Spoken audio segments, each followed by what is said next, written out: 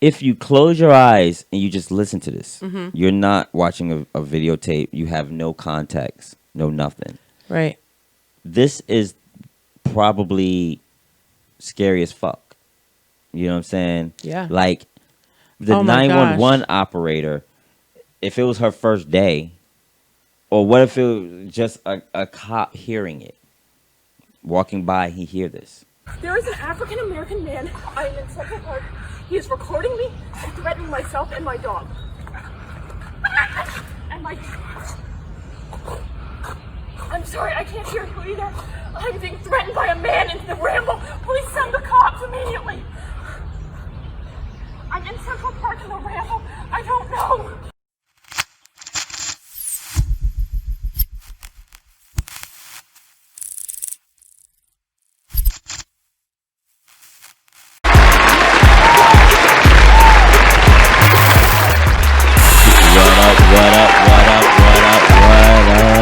What up, everybody?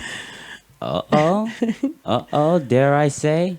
We're off to a good start. We're off to a good start, everybody. Welcome to the TMC4JMC show. I am your boy, TMC, and this is my babe, What's up?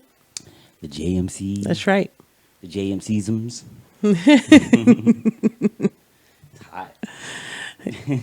It's been quite a few warm days. Humid. We need to humid. Very humid. Lots of rain. We need to get some climate control in the void. You know, I don't think there is a clear climate control in our void because we're on opposite sides of the climate scale. I don't like the camera setup today. The reason why, because your camera is like right in front of you. You want to change it? You want to move it onto my side here? And I feel like I have to go for it. Look into the monitor to look at me. Yeah, exactly. And I don't like that. But how can that be if we are in separate rooms? No, we're not in separate rooms. Oh, not today. Okay, we're on separate sides of the void. There's a difference. Okay. I can see through the void. Oh, okay. And see you. Is it like a veil between us? It's like complete darkness between us. I don't like that I can't see you either, and I'm blinded by my light. So, like, if someone was to step in the void, they wouldn't be able to see either of us. You feel me? And if they were able to see one of us, it would just look like it was just one of us sitting in a space of darkness. You feel me? Mm-hmm. That's a little better. Yeah. Can you see the big monitor? Yes. Okay, cool. So, but you and I, I can. I don't want to speak for you. You're my guiding light, so I can see through all the darkness to you. If someone was to come into the void, they don't know if we're 2 feet away or 2 billion light years away from each other. Right. And actually, it's like particles. You really don't know. You really don't know. Sometimes you're 2 billion light years away. Sometimes you're right next to me. Sometimes, we're it's one of those symbiotic things. Yeah.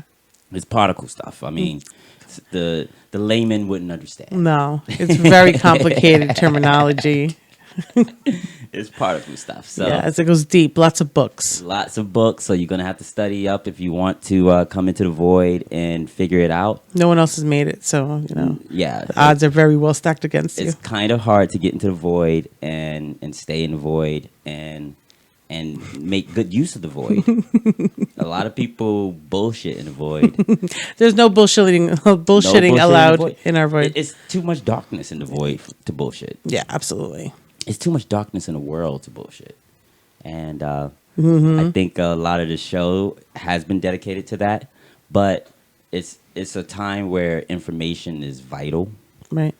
So, obviously we're going to have some more information, handy for the masses. Cool. But how have you been since the last show? Okay. You know me. I try to stay in the rays of sunshine and,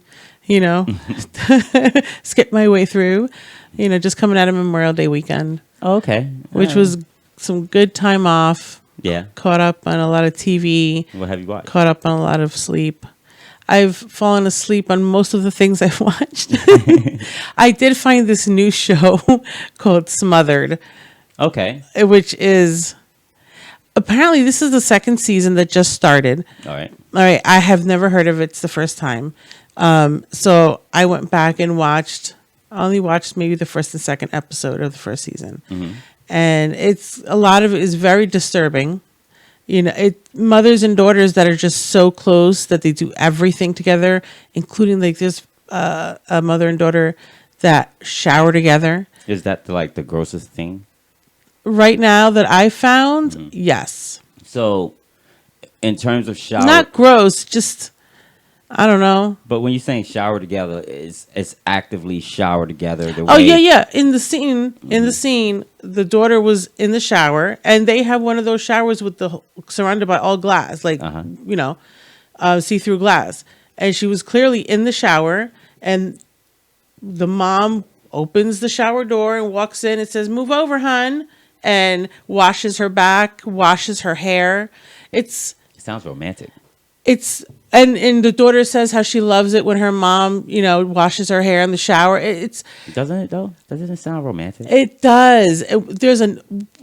It sounds very romantic, and they're not the only ones that sound that way. There's another mother and daughter, and the mother's even said that she wants to find a man that has all the qualities of her daughter, so she can marry him. But I'm not saying that in a good way. When I say it sounds romantic, I'm saying it's inappropriate in my opinion. In my opinion, in my world, it is inappropriate. To me, it's just I just don't understand that. I just can't get with that mind state. I don't. I understand all the time where daughters want to find a guy like that reminds them of their father. Dad. Yeah. Men want to find a guy that reminds them of their mother. A woman. A woman. Sorry, that reminds them of their mother. I get that. I get that. So I could see a mom who maybe she's divorced now and she's back on the scene and she wants to find someone that reminds her of her son or, in this case, her daughter. I get all that. Yeah, I do too. All that makes perfect sense, but that's a totally separate component. This is so different than what I saw. To what's going on. Even smothering, technically, I don't think that term does. Not for this show. Justice. The title of the show, it was a little misleading to me because I thought it was going to be about like overbearing moms or like helicopter parents. You know what I mean? Exactly. That's what I thought it was going to be about. I never realized that it was going to be a mutual thing. Yeah. Or mutual feeling between them. It's not. I don't know. You know me, my curiosity for looking into the way other people are, I gravitate towards it, but there's just some things that I just can't. I wonder if that would be acceptable if it were the other way around. Mother, son, father, daughter. That I'm waiting to see if they're going to, I think father, daughter is going to be extremely controversial. Uncomfortable as hell. Very, very. Mother, son, I can possibly see that. Yeah. And even then, I don't think the mom should get a pass. I mean, I think it's just screwed up all ways around. And no, there's one family on there where the husband, he straight out says, "Look, I think this is completely inappropriate. Yeah, this is not. If anybody thinks this is okay, that's not normal." And that has nothing to do with the type of parent that I am. Not that as the type of parent that I am, I'm far from that. Absolutely. Although I have zero problem showing my children affection, even to this day. I think parenting is different for everybody, so I'll never have my opinion on that. But this goes beyond parenting. This isn't about raising them. Exactly. It has nothing to do with that. It's all about just hovering over them, wanting, being clingy, being very. Even that's borderline wanting to date your child, your offspring. You know what I'm saying? It's like back in the day, animals in the wild would eat their young.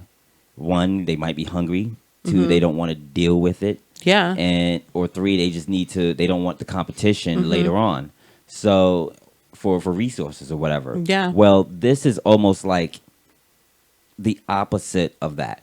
Meaning, yeah. I'm going to marry my young so that you know I always have a partner and I always have something, and it's my young, so my young doesn't know any better. You know what I'm saying? Yeah. I can do that with my young. Yeah. Hell, it's no different than that dude on Game of Thrones when they went over the wall and he had like that crib and he had like all his daughters. Oh yeah, and every time one of them got pregnant, had a baby, And if it was a son, they would throw it out to the White Walkers. Yep.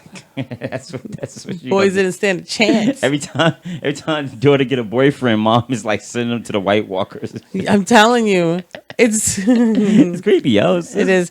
It's creepy. So, you know, and that came out of boredom, you know, because there are several shows that are starting that I'll cover, you know, in another episode. But yeah, that one I had to stop watching. There's usually I watch a season, I binge watch that shit. Like I will go through a whole season of a show in half a day. Yeah. You know, but not this. I couldn't. I just had to step away, man. I just didn't. I can't get with the concept of that. Yeah. Yeah. So the jury's out on whether or not I'm going to stay with it. You know, I but was actually. I finished this season of Batwoman. I don't know why I keep calling her Batgirl. because of this. And Supergirl. I think that's why. Because Yeah. Supergirl, Batwoman, I just, Yeah. girl all around. But, all right, I know better. But they're, I don't know if she quit or they're replacing her. Yeah, you mentioned something. Yeah, but Ruby Rose is out. So I don't know how I feel about that. While I express my opinions on the character of the show and her acting, I was starting to warm up to her. You know what I'm saying? By the time like the last 2-3 episodes, I was probably like, yeah, okay, I can, I never throughout the whole season. No? I said it from the beginning, and I feel the same way at the end. I just don't think she made the season boring. It's about Batgirl and Batwoman. But they should have made it about Alice because she kept the show running, to be honest. Fun fact: the woman that plays Alice, Rachel. I don't have her last name. Actually, I have it in my head, but I'm not gonna dare try to pronounce it right now. That's one of those. Okay, Yeah. no worries. It's not super weird. It's like no worries. SKH or something like that, or something Skirstchen or something like that. Okay. Long story short, she was in the show Birds of Prey back in the day. You remember that one where, in fact, even in the crossover in the Crisis on Parallel Earth, they brought back the girl that played. She played the Huntress. Where she wore the whole black leather suit and everything. Yeah. Well, she played Black Canary in that show. Really? Yeah, I didn't know that. Yeah, she was the young girl. There was the three. I mean, they tweaked the character a little bit, so she technically was the daughter of Black Canary. Okay. But yeah, so That's pretty dope. Yeah, it's kind of dope that they brought her back now to play Alice in this universe. That is so dope. And yeah, I hope that they figure out a way to keep her around because I think they kind of need her. Yeah. As far as Ruby Rose goes, like I said, she was warming up. I'm not going to say that. I'm curious to see who they replace her with and see what that person has to bring to the role. Yeah, I just don't think this was the role for her. That's all. But hey, Ruby Rose, whatever you're in, I'll check you out. Oh, absolutely. So I've seen her in other things, and she was fine. This just wasn't it. I think she's good in movies. I agree. I don't know if shows were pretty much her thing. Yeah. And frankly, I don't even know if that's the thing either. I just liked her. And I feel that way John about Wick. Ronda Rousey too. Yeah, I think she's better in movies as she is in shows. In bursts.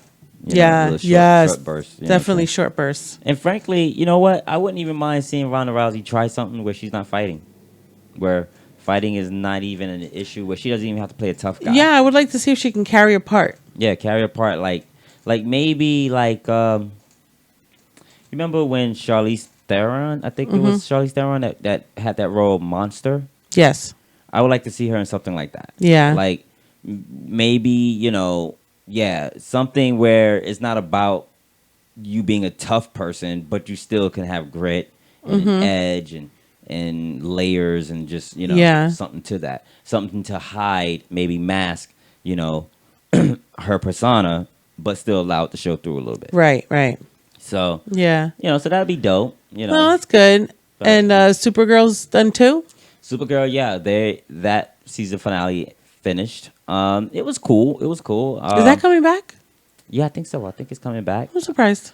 If it's not, then they left a lot of shit on the table. Oh. like I would think CW would at least give it that respect. Like, okay, Of guys, an ending? yeah, come on back, finish it up, wrap it Wrap it up. up. Yeah. Parents are coming home. Get the friends out. Let's go. But yeah, I mean, well, yeah, most shows are ending now for the summer. Yeah. Well, I mean, I watch a lot of stuff on just internet, like YouTube and other like tubes. You know what I'm saying, and apps and things like that. Yeah. So yeah, you do watch a lot of that yeah, stuff. so I'm always gonna have something to watch. My summer watching is Big Brother. Big Brother. Yeah, I look forward to that every summer. Big Brother and.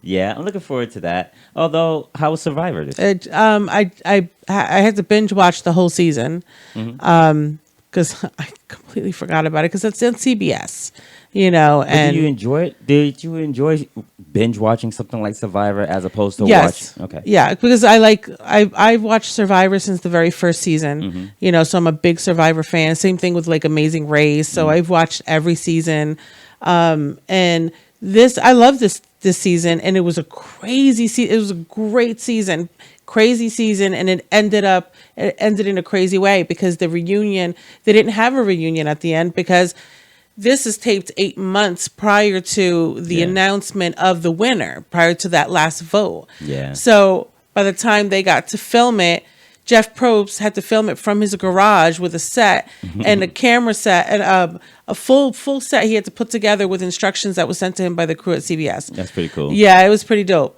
So, which, by the way, just means they figured it out. they figured it out. Adapt. They figured out how to do fucking Survivor. I've been talking about adapting for And- episodes now. And we've been talking about it. Yeah, we. Well, when I say it's always a we. You never take me at my I. Okay. Okay. All right. Unless it's specific to an event, a personal event. I would just like to get more wheeze out to our audience. No, Yeah. my eyes pertain to personal events and opinions. I think we sound better. But when if it I comes had to doing something, Yeah. it's a we. If I had to make a decision, I would say I think we sound better to this format that we got going on. Yeah. It just does. We. I mean, I. No, it sounds so lonely. Ah. We has 2 letters. I has 1. So You know what? I like that. you like that? I like that. And you can't have, because of w or e. Yeah. It just isn't the same. No, it has to be 2 in order for it to sound right. They need both. I just came up with this. You know what? And we gonna roll with it. Absolutely. Absolutely. So, but yeah, I mean, so ultimately it was a good, ending and things like that. It was an excellent ending. I loved it, and it was a good ending to a great season. It was a perfect fitting ending to a great season. So, Does that ever get old? Like, do you think Survivor is one of those shows, kind of like The Price is Right, that could go on forever? Family Feud. well, they keep changing things in the game, and they keep throwing.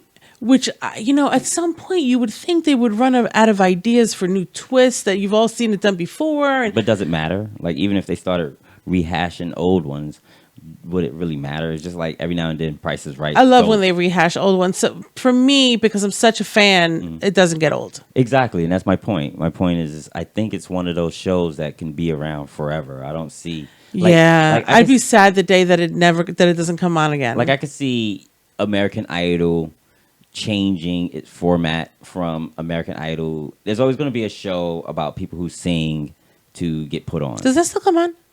I think so. But, before American Idol, there were other shows. Yeah. What was the one with the dude from Publisher Sweet Steaks. Oh, God, it was the show that everybody was on. They had the model joints. They had the gosh, dancers, the yes, singers. it was Star Search. Star Search. Yes. Yeah.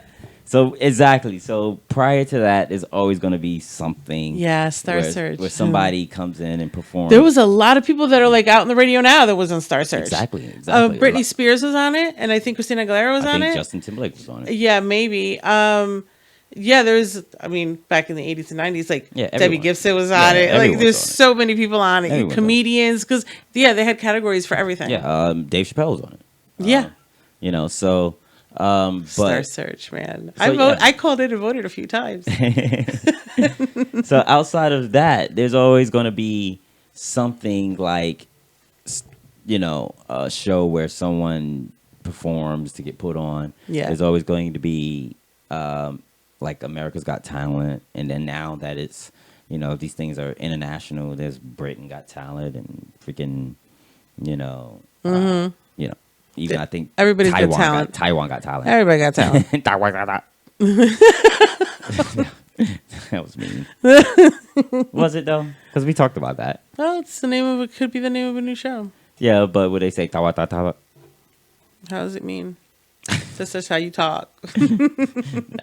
I was making fun of how someone talks. Oh, okay. And in today's world, that is mean. That is mean. I didn't take it that way, but I could see how it could probably always been mean. Of course. People don't want to be mimicked.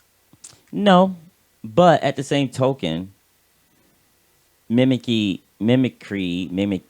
is it? Mimicry? Yeah, I don't think that's a word, is it? I think it is mimicry. Okay, mimicry. Let's just say it is. Yeah. But I think it is, but let's just say it is. Mimicry, the art of the act of mimicking someone.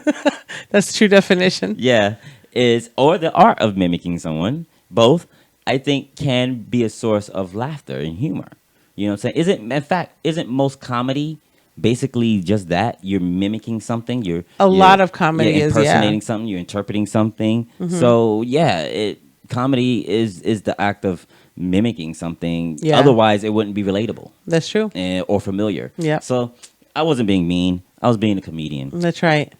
You can pull that. Yeah, let's go. Card. Because we do that here. We make jokes. That's what this show is all about. Jokes. I know. And if you don't like it, then just build a bridge and get over it. Okay. Build a bridge over troubled water. Get over it. That's one of my favorite songs. That's a good song. It makes me cry. Oh, it's sad. I can see how it could make you cry. I don't know why it does. I don't think it. Yeah, I guess it is a sad song, but it's more of a song like. You know which one makes me cry? That Christmas song with the shoes, Christmas shoes. I don't know it. I think Robert Downey Jr. might sing. I think sings a version of it. I think it's called Christmas Shoes. It's really sad about a father and a daughter, and she loses her father and never got a chance to like dance with him or something. And yeah, we talking about sad songs. Then tearjerker. My song that is a tearjerker is Tim McGraw. Please Don't Take the Girl. Oh my god! Oh my god, that song. Really? I'll start off smiling, but by the end of that song, I'm all like, "You're a weepy baby." Like today, in fact, it came on T4J Radio Easy. And it was on the lounge, and I was washing dishes. And I'm Johnny's Dairy taking them fishing. I'm like, oh shit, this is my song. He was 8 years old, and I'm all don't take the girl. I'm looking at Foofy, and even Soki Mama was on the counter. And so I was even singing her "Don't Take the Girl." So I'm like. Foofy, you taking me fishing. I'm putting them the name. Give it a little spin. Yeah, take Bueno, take Normies. But by the end of the song, when she goes to have the baby, and she ends up dying having the baby. Oh man, I'm all like, no. So you're washing dishes, crying, man. Like, yo, what the fuck, man? Like, it's a sad song. But then I have this epiphany. I'm like, fuck. You know, in this song, he was able to negotiate with everybody. And everybody was able to have empathy for him or just, you know, make a deal with him or whatever. Except for God. That's a tough one to break through. He was able to say, hey, daddy, you know, please, you know, take any boy you want. And his dad was like, look, I'm not going to. I'm going to take the girl, but I got your best interest in mind, so don't worry about it. You know what I'm saying? When the homeboy took his, was like, yo, hand up your money. I got your girl, hand your money. You know what I'm saying? I think that's how he had her. He had her like in a headlock. Oh. It had like the heat to her head. Like, oh, that's scary. Yeah, like right there, like that. Oh, right there? Oh, shit. Yeah. He was like, I got the heat, son. Give up your money. No, he wasn't like, I got the heat, son. Because I do not want to even go there. Okay. He was like, I have the heat, mister. That's business right Yeah, there. I'm keeping it straight regular. I'm not putting any like son. I got the heat, buddy. No. Mister. We don't know what race this person was. All we know is he had her in a headlock and he had the heat to her head. And Tim McGraw was like, well, Johnny was like, nah, son. Johnny could be any color. Johnny was like, nah, son, like, don't do this, son. Like, you know, and dude was like, well, what you got? And Johnny was like, look, here's my wallet, here's my credit cards. You know what I'm saying? Here's a watch that my grandpa gave me. This is a crazy interpretation, by the way. You know what I mean? Yeah, I think it was in a video. Oh, okay. I think the dude had it like that in the video. But you don't know what race he was? No, I don't remember. Okay. In fact, I don't even know if I saw the video, to be honest. Oh, well. If I directed a video, that's exactly how it would be. You know? He was like, here's my credit card, son. And dude was like, what else? He was like, here's a watch that my grandpa gave me, bro. Oh, my gosh. And he was like, your grandpa? Fuck your grandpa. And he was like, here's the key to my car. You know what I mean? Like, go ahead, man. Give it to the world, bro. Spin out. Burn out. And the dude was like, all right, bet. Sorry. He wasn't like, all right, bet. He was like, deal. Put her there. Okay. And they shook on it. Exchange. Very honorable. He handed him his woman.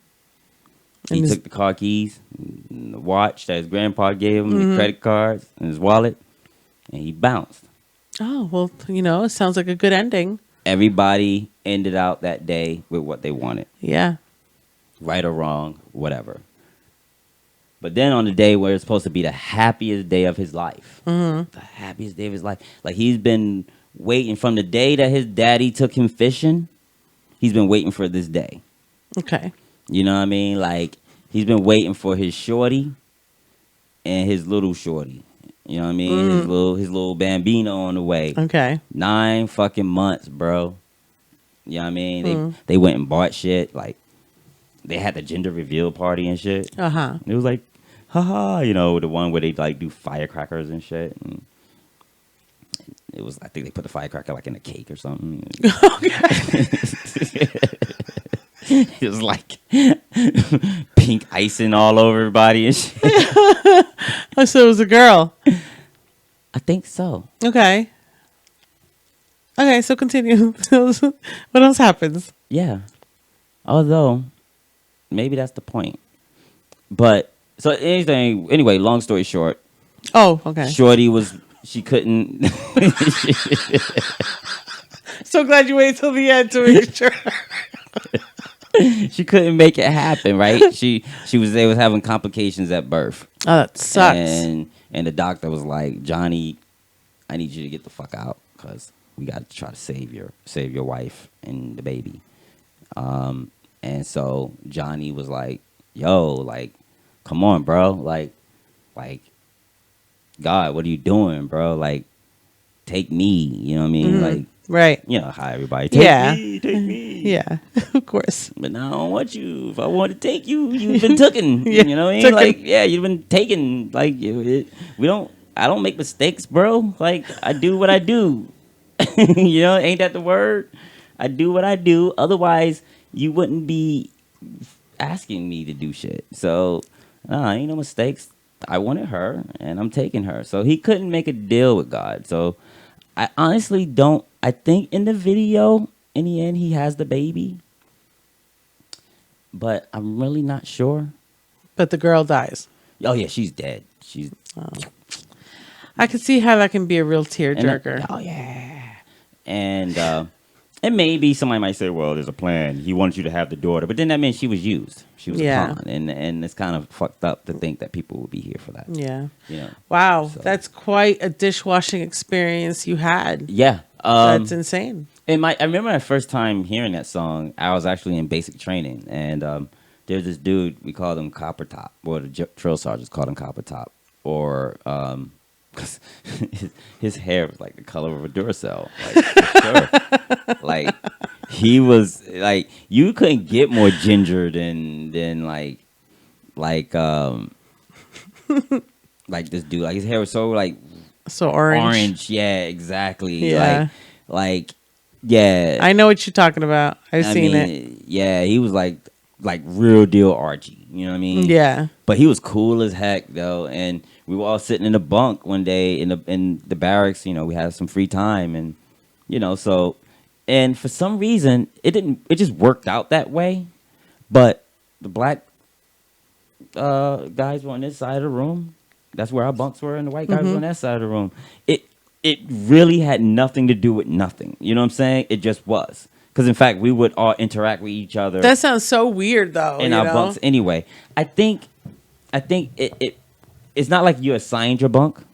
So I think if those people met on the way there. Yeah, they stayed together. Yeah, you just be homies. So like, for example, a lot of the people that I ended up in basic with, I met them on a plane ride. Yeah. To like from MEPS to where we went to Fort Leonard Wood, Missouri. So yeah, so when we got off the plane, we were all like, North Carolina in the house. You know, you kind of know where you're going.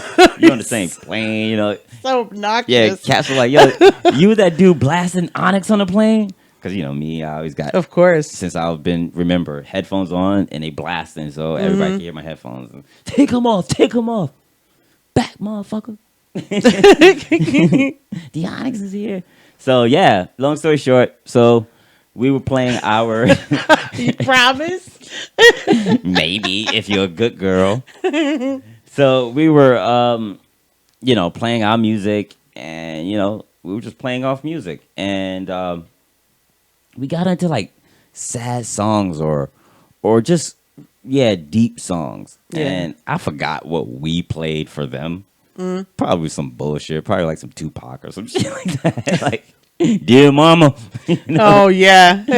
Yo, this is deep, son. Yeah. So, they brought the dude, he was like, yo, you gotta listen to this song. And we were all like, man, he ain't gonna make me cry. Fuck this shit. Man, he put that fucking song on, bro. And by the time that song finished, yo, we were bumbling all fools. in there like yo, that song's pretty good. Who's that guy? Timber who? Oh, okay, cool. It ain't Bruce Springsteen? Oh, all right. It's the other white guy. Yeah, it's the other white guy. So yeah, that's my experience with that. Yeah, that's pretty dope, man. Please Don't Take the Girl by Tim McGraw. So Tim McGraw, here's to you. That's pretty dope. I hope he still performed that song. I hope so. Well, he's gotten a couple of new awesome songs, so yeah, I think those make him first. Yeah, it's been a long time since then. But still, I mean, hey, please don't take the girl. That's right. So what you got going on? No, nothing much. So I'm not sure what everybody else did on Memorial Day, but we've heard of a lot of people having cookouts, a lot of gatherings, a lot of stuff on Instagram that we've seen. Fleet Week was this week. Fleet Week is 7 days long in New York. Oh. And they still have that with everything that's going on? Well, no, not this year. Normally they would have, all the Hudson Rivers full of ships. We've seen it for many years, and There are usually events and festivals and all sorts of things going on at all the different piers along the Hudson River on New York side. And this year there was none of that. Oh man. Yeah, it was definitely strange. New York was in shutdown still, so there wasn't none of that allowed. You were able to, they had certain performances or visuals on Instagram and Facebook at certain times. You could take virtual tours of the ships and, take history lessons and stuff like that. So, it was definitely different. This coronavirus has disrupted our lives in so many different ways, and Yeah. one day we'll look back and say, hey, remember that one year with the virus and we had to do everything virtually? I mean, yeah. I mean, it's super sad that something like that, because I know, like, I would imagine the soldiers or the seamen. Seamen, yes. The Navy, Yeah, the Navy. They be looking to get out the struggle. You know what I mean? Yeah, you pulled a funny. Yeah. So, get out of the sack. Oh for a few days, you know what I mean? Like, oh, it's Fleet Week. Just busting out their ships. Fleet Week. Where the girls at? Where the girls at? Where the girls at? Looking like little Cracker Jacks. Like little, Cracker Jack dudes. what you used to call them back in the day? Tadpoles?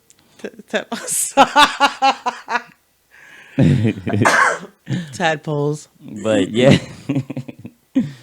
But yeah, that was the thing. Fleet Week, that's sad. Fleet Week, man. yeah. That used to be fun. It used to be fun. The streets were full. There was always something to do, something to look at. And New York is always fun, especially when there's events like that. And it's sad. I mean, it's a little weird. And in fact, I'm sitting here thinking about it a little bit because I'm going to say a lot of things today that, in hindsight, while I sit back, it's not hindsight yet because I haven't said it yet, but I'm going to say a lot of things that now, while I'm sitting here thinking about what I'm going to say and thinking about what the stuff that we've just done recently, it may sound a little hypocritical. Over the past couple of weeks, we've actually had some gigs. Things have actually started to open up a little bit for us in our industry, and we've had to get out there and make it happen. You know what I'm saying? And sometimes we've been as safe as we can be. Yeah. I think in other times we've put ourselves at risk. Yeah. But once again, we are a small business, so and it's easy with what we do that we can social distance. Well, I just said I mean, we just posted some stuff up on YouTube. It's very minimum social distancing. Oh yeah, with stuff that we do. So I'm not gonna cap at all with it. Well, we can. Well, no, we can't. It's a little harder in those. Some situations just don't call for Yeah. it. Like, I'm a cameraman. And I'm recording interviews. Yeah. And getting in people's faces. So it just is what it is. But with that said, regardless, we're a small business, just like your job is a small business. You know what I'm saying? And a lot of people's jobs are small businesses that have to figure it out. And we've had to figure it out. Some days we've had to assess the risk, and the risk says, hey, we got to get the money because the business has to do business. You know what I'm saying? Whereas there's been some situations where we assess the risk and, the distance that we had to travel. In fact, we have to travel further for these jobs now because of everything that's going on. So there's definitely, I feel like I can discuss a lot of things that we will discuss from a business standpoint, even though it's not like we're making millions and millions of dollars. But today. But one thing I did want to talk about is, we did have some cool things that we did lately. I think so. We had 2 pull-ups, pull-up / studio session / T4J interview with Mikey Taking Flight first a couple of weeks ago. That's up on T4J Radio. He recorded 2 songs during that session. Studio Vibes, I believe one is called, and the other one is called It has to be called You know. That's what he kept saying. I know. I don't. Yeah, I don't remember what it was called, and that's the one that we were really vibing to too. Well, that was the one that they like he did studio vibes like Yeah, so whereas, fast. yeah, whereas the other one was the majority of the time that we were there. Mm-hmm. So I liked them both. So it was pretty cool to see to do a pull up on that stage of the creation part Yes. for the artist, and then to do the next pull up with Sunny Way Right. in Clinton. The first one with Mikey Taking Flight, we was at the Red Room Studios in Fayetteville. And then fast forward to this weekend, we did the behind the scenes for the video shoot for Sunny Way. Yep. The name of the song is "To Whom It May Concern."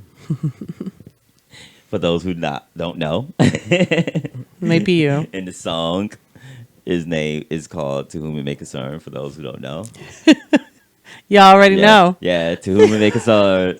This song is called To Whom It May Concern. So that was pretty dope to show that side of the production, and which is basically the video production of that song. Shout out to the director's crew that did it. Shoot, I'm sitting here making fun, and I don't have his Instagram stuff handy. But you know what? Check out the Sunny pull Way. up. I'm sorry. You're talking about the person who shot the video for Sunny Way? Yeah. Lock It In Media Group? No, that was the person that was doing his behind the scenes. Oh, okay. Was Yeah. it Bishop? Bishop, yes. Yeah. But I don't Bishop have TYG? Yeah, Bishop TYG, and I believe his Instagram is _TYG Studios, something along those lines. If it's incorrect, we'll make sure it's correct in the description. So shout out to those people. Shout out to Lock In Media Group. Yep. I believe she's a director. So Sunny Way had a nice little production. Yeah, he situation did. going on. He had several people there working. It was a great time.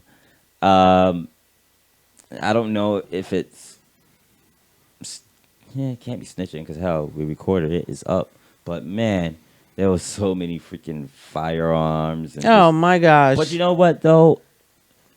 It's weird because we're Northerners, and you got all that firepower, but you also got all that camaraderie there too. You know what I'm saying? Like they were all homies, they were all friends. Yeah. You feel me? So it wasn't like that was for if somebody else came violating that.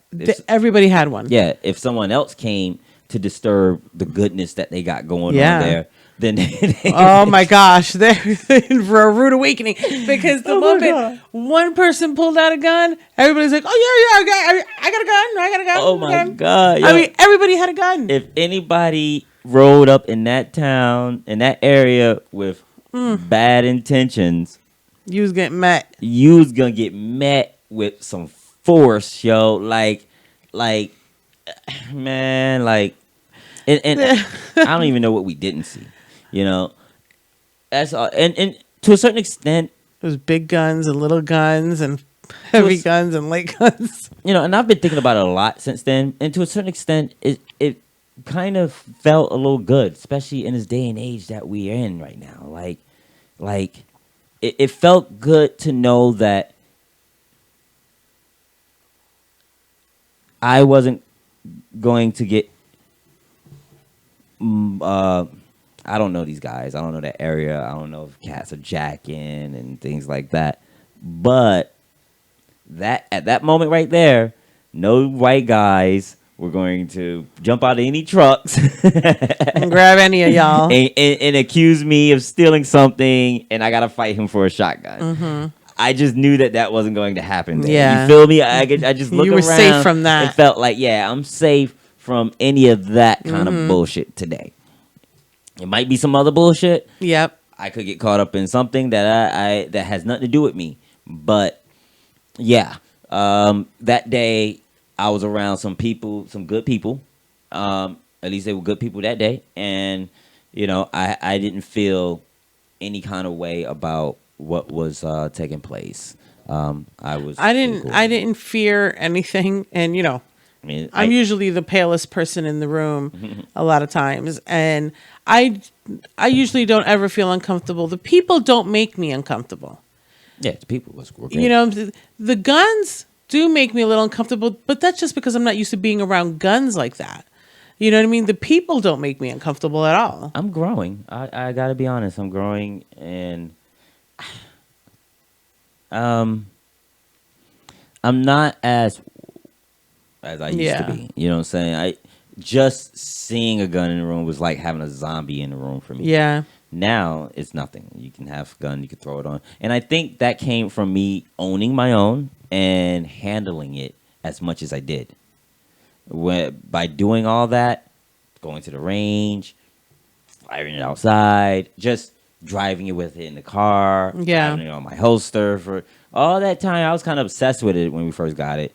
I think that helped me be comfortable with it. So now you can hand me your gun, and I'm comfortable holding your gun. You can hand me your gun. I can, let me pop out the clip. Oh, look at that. There's bullets. Oh, there's one in the chamber. Like, I already have that in my mind. Oh, I popped the clip out, so I already know that there's one in the chamber. So let me, you know what I'm saying? There's just certain second natures that I've adapted. That still don't mean I can't drop a gun and it goes off. Still don't mean I can't forget. Right, of course. It just means I'm just comfortable with it. You know what I mean? I'm quite the opposite. I feel quite the opposite. I was really gung-ho in the beginning when we first got down here because it was just so easy to get a permit. It was so easy to buy. When you go into most stores, which we do not have up north, you cannot get them at Walmart. You cannot get them at the hardware store. True. And I was impressed by the fact that I could walk in, I purchase a gun, and I leave with a cute gun in a case. Like, I couldn't believe it. Yeah. And then you fired it.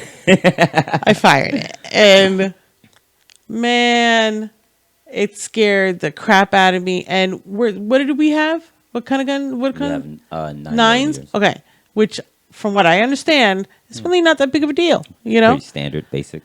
Oh, that it made thinking about having to fire it again made me cry, like a baby. It was quite embarrassing afterwards, I admit. But even now, I still feel like that more so made me not like them anymore because I can feel the power and I can feel the damage that it can do.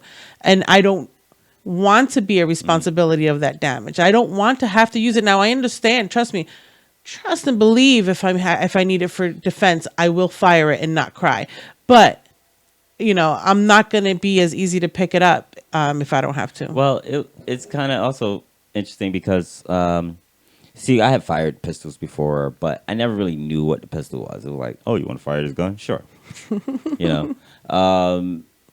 And back in the day when I had fired them, I always remember it just having so much recoil with whatever I fired, other than when I went to the military and fired the M16.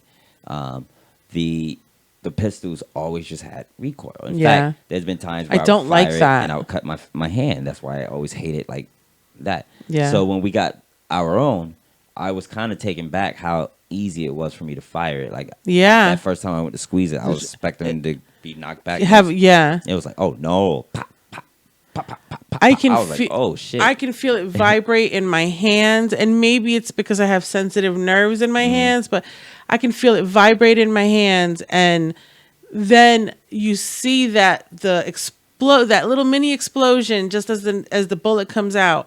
That I was like, nope, can't do it. I can't. It felt so close, I just can't do it. It's not for me. It's not for me. But I'll stick with my bow and arrow. I'm okay. I'm okay. I'm all right with that. I'm confident in that.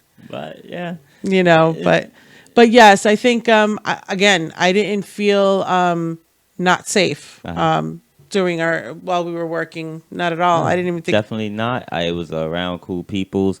I thought they were all cool. I think I'm looking forward to the video of To Whom It May Concern by Sunny Way. I can't wait to see it. I can't wait to see how it turns out. Shot by Bishop TYG. But check out the behind the scenes, the T4J pull up. That's up on YouTube and TMC4JMC.com now. And yeah, get an inside look on your boy Sunny Way. Your boy Sunny Way in Clinton. And I'm looking forward to going back and doing like a documentary on Clinton. Like, so whomever wants to be the voice of Clinton, thinks they are the voice of Clinton. I have a couple ideas, definitely, of people who I want to speak with. And I will start approaching them. But definitely for any listeners or viewers out there, if, you know, you're from the area, get at us on Instagram at TMC4JMC. You should see it all over the screen. You know, and probably somewhere in this area, right here. You know what? It's kind of weird that I can't cover you up. I don't have those powers in the void. Sorry, can never cover me up. Nope, I can't. I shine too bright.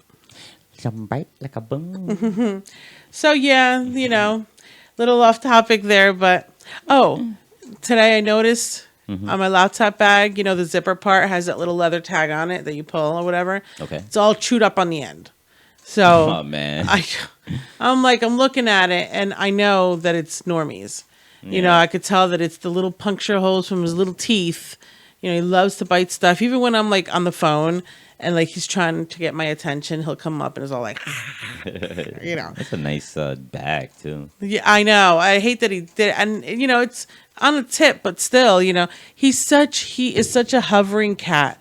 So I was, I don't know if I mentioned it, but I was at at the table or whatever, and getting ready to roll and whatnot. Had my grinder open, and he loves the smell of weed, loves it. So, jumps up on the table or whatever. And I'm like, I got to build this barrier like this with my arms from him, but I didn't see him coming because I was facing this way and he came up from this way. So as I turned, he's like, boom, steps right into the grinder. And I'm man. like, grabbing his paw. And I'm like, no. Man, he's all trying to pull it away. And I'm like, stop it. He sits down. And I'm like, try to grab it from between his toes. I could see Normie. So some of it might have cat hair, and that's Normie hair in it. Oh well, maybe that adds to it. Yeah. That feline HC, FHC, FHC. But I mean, I could see Normie's doing that too. He's a. If anybody's gonna do that, that would be Normie's. Yeah, totally. But totally. You want a Normie sandwich? You want a Normie sandwich? I'll give you some. I'll give you some Normie sandwich. He is a fearless kitty, man. Yeah, like don't let him see these strings. Oh no, strings. Oh my god. And don't let them be close to your face or anything else, man. You'd lose a limb. You know what though? It's not until I'm like messing around with them that they really scratch me. Like for example, if I'm not paying attention and I'm wiping down the counter, they'd be all like, and then you see a claw come out. But usually they don't scratch me. But it's when I notice that they're doing it, and now I'm trying to kind of like tempt them, and I'm fucking with them. Oh yeah, and that's when I got puncture marks all in my fingertips. Don't mess with our badass cats, man. But they will put holes in you. But they're like, hey, don't do it if you don't want it. Yeah, you know they don't come looking for it most of the time. If you don't want claws, don't mess with claws. That's right. That's right. Don't if it ain't Christmas, don't ask for Santa Claus. Normie Claus. Normie Claus. So yeah, because I ain't wrapping them. My cute little normies. Yeah. But anyway, getting on. Okay. So, all right. Look at you. Yeah. You in a rush or something? No. No. I love talking about normies. I could talk about normies all day. No. Go ahead. Get on. Pace this out. What you got? So I found this video on Instagram, and it reminded me a lot about some of the stories you tell me of just shit that you did as a kid. You know, stuff that, and even some of it, you getting hurt or whatever, but you don't, as kids, you don't think about getting hurt during a fun time. You just think about having fun times. Yeah. And so I found this video of these kids blowing up these air mattresses and kind of catapulting each other Oh, okay. Okay, from the flat end, and somebody jumps on the puffed end or whatever. Yeah. And I'm watching this, and I'm thinking to myself, so many ways all this can go wrong. I didn't fear anything probably between the ages of 5 and 10, maybe 11. And then when I was about 12, I was in Spain for a summer, and me and my friends went to the beach, and it was, there was this platform that everybody would jump off of into the ocean. Yeah. Now, this platform was a retaining wall for a building. Okay. And in Spain, if you're going to do that, you want to make sure it's high tide. And most time now I've seen other kids jump off of it. I'm not really a fan of jumping off of high things. So, I was never like, ooh, but, but I've watched enough people and it looks like fun. And my girlfriend's trying to talk me into it. And so I'm like, all right, cool. Now there's a line for this, so there's about 4 other kids ahead of me or whatever. And they're jumping in and, and I'm like, okay. So, there's 2 ways. You can stand up and like jump in, or you could just sit on the ledge and just like scoot yourself over, right? Can you run and jump? Yes, you could definitely run and jump. Okay. Now, you definitely want to get out far enough because just against this wall in the water, there are some rocks, so you definitely want to get out there, far enough or whatever. So I figure running and jumping would be the way to go. Totally. Yeah. I was going to sit on the ledge and like push myself out. That sounds dangerous. Well, for me, I thought it was the safest option. I could center myself between any of the other rocks down there and push myself out. Now, so finally it gets to the one kid in front of me, and the whole time he was kind of gearing up to run and jump out, and he would always stop short. And he kept getting scared. So we were all complaining, come on, go jump so we can go. So he decides, all right, let me just get this over with. Because it's a small ledge. You can't really go around a lot of people. You can't really go around too safely to get back to where you're going. So you're kind of committed if people don't move out the way. Yeah, exactly. Well, this kid went and he sat on the ledge. He figured, okay, let me just sit and jump off. He didn't jump off far enough. And he broke an arm in the water. Now, the screams was something I've never heard before. Man, the moment I saw that, I was like, no, I'm not doing it. I turned around. I made everybody move just so I can get off of that line. I was not going. And this might have been one of those moments where I would have probably like, you can't catapult me off of something. Yeah, because, you have to be really, really strong to technically, I could see if you're, I'm sure people who've done it and didn't get hurt, but yeah, you got to trust that you're going to push yourself off the ledge because you can't really trust that you could just drop straight down in between the rocks because as you're falling down, you might drift back into the wall or the cliff. You might drift over to the sides and hit the rocks. Yeah, in my mind, it was really would work. So you know what I mean? Yeah, you thought you got like a cable that's going to drag you down straight. Again, I'm 12. You know what I mean? So in my mind, this is how it works. No, you still do that sometimes. Yeah. So I really thought, I would have that. I am so glad that somebody else went and did it, and because that could have been me, man. Yeah, 12 Jackie with a broke arm. And yeah, and ever since then. Never tried anything that dangerous that I wasn't that confident in, and until this day I haven't broken anything. So anybody going to get a broken arm on this one? Not on this one. This one's very short. It just shows you what they're doing, but it reminded me of what you would do at that age. All right. Let's see what's up. Oops. Wrong mouse. I got like too many mice. 2, 1. I need it gone. This dude, they don't even try to catch him. He just slips straight up on his ass.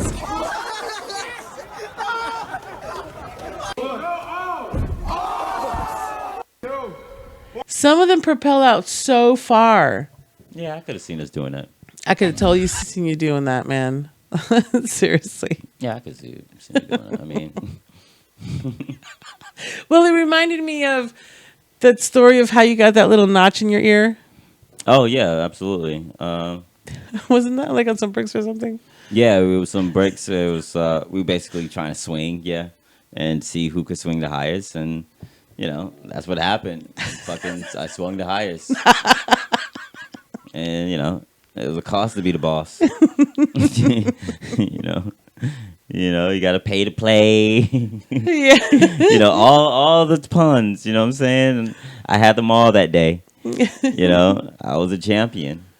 And something tells me my record is still there, as is my DNA. Yeah. You spilled some blood that day. So, all right. I mean, that was it about these. Yeah. We should have went with the clip first and then with your story. Your story is more interesting than the clip. Oh, thanks. Usually my stories are not that interesting. I mean, you gotta have faith. Yeah. Believe in yourself. Don't. All right. So what's up? What's next with the on to the next one. Well, last night we just happened to catch Versus TV on Instagram had 112 and Jagged Edge. Okay. Which we caught some of. I did not enjoy it. Like, we've seen a lot of these Versus TV battles. But before we get into Versus and what that is, I mean, they're from our era. Did you enjoy 112? Did you like Jagged Edge? Did you like their product? Did you like them as a group? I did like them as a group. I liked Jagged Edge and I liked 112 when they were out. I was a 112 fan. I like the group, the band, or the group 112. I like their music. Mm-hmm. I like Love Me. I like Love Me. I like that's what they sound like. Like they had a little nasiness to them that I liked. I guess I like Peaches and Cream. Yeah. I like It's Over Now. Yeah, as far as Jagged Edge goes, I like Let's Get Married. Yeah. I like Where the Party At. There was something about the band itself that I didn't care for. I think like their image, I didn't care for. It was like, I think by the time Jagged Edge, it was like, oh, great. Another boy band. White t-shirt, fake bulletproof vest wearing boy band. You know what I mean? Like, another thug boy band. You know what I'm saying? It's like, okay, like, part of the 90s and the 2000s help, get to some of the stigma that we at now. You know what I'm saying? Because nobody's still rocking the same clothes that black guys were black gangs members were rocking back in the 60s and 70s. Right. You know what I mean? Nobody's rocking that as much. People's rocking the baggy pants and the stuff like that. So, I don't want to get too deep into that, but that's the reason why I kind of didn't give them a chance. Their image was just Jagged Edge, Blackstreet. I gotta choose one. Yeah. I'm gonna go with the one Teddy Riley's. But yeah, I mean, I like their music. I didn't like that whole Versus thing though. Some of it is a little awkward to me. And I watched a few of them, and like the one last night was not. You have Wi-Fi issues, and they just play their own music. It isn't like you said earlier about the Teddy when we were talking about this, Teddy Riley, where they were explaining the history of it, and and they would tell you something about the music, but in this they're just saying they put on their next song, and then they put on their song, and you know what I mean. It was one of those. You know what? Because I'm surprised people haven't done this yet. So I'm going to go ahead and put the offer out there. Mm-hmm. Anybody who wants to do a versus, come to the T4J studio, and we'll put you up with a versus. We'll make sure you got the internet connection. Because, like, they all obviously don't live together. Right, right. Some of them got kids and shit, so they obviously have their own families, but they chose to come together to listen to some music. Right. there wasn't really any social distancing going on. Or Not either not one last of them. night's. So, No, yeah, exactly. So there they wasn't. were hovering over each other. So there really wasn't any necessary need to act as if this was going down. Right. This was happening. So why isn't people just? So that's what I'm saying, folks. You want to get your verse on. You happen to be in North Carolina. Come on over to the T4J studio. Yep. We got good internet connection. Yep. And we'll be able to, at the very least, set you up to where your verses at least looks good. Yep. Because you got these people We got you. chilling. You got one team chilling in their living room, I think. And their camera's all screwed up. Yeah, it's facing down. Yeah, You it's can't got- see one of the guys, and But dude, he's like standing looking into the camera like, hey, who there? Who there? it's like when your grandpa has to talk to you through video camera, and he's got his eyeball in the camera. Oh yeah, by the way, ATL in the house. It's like Uh-huh.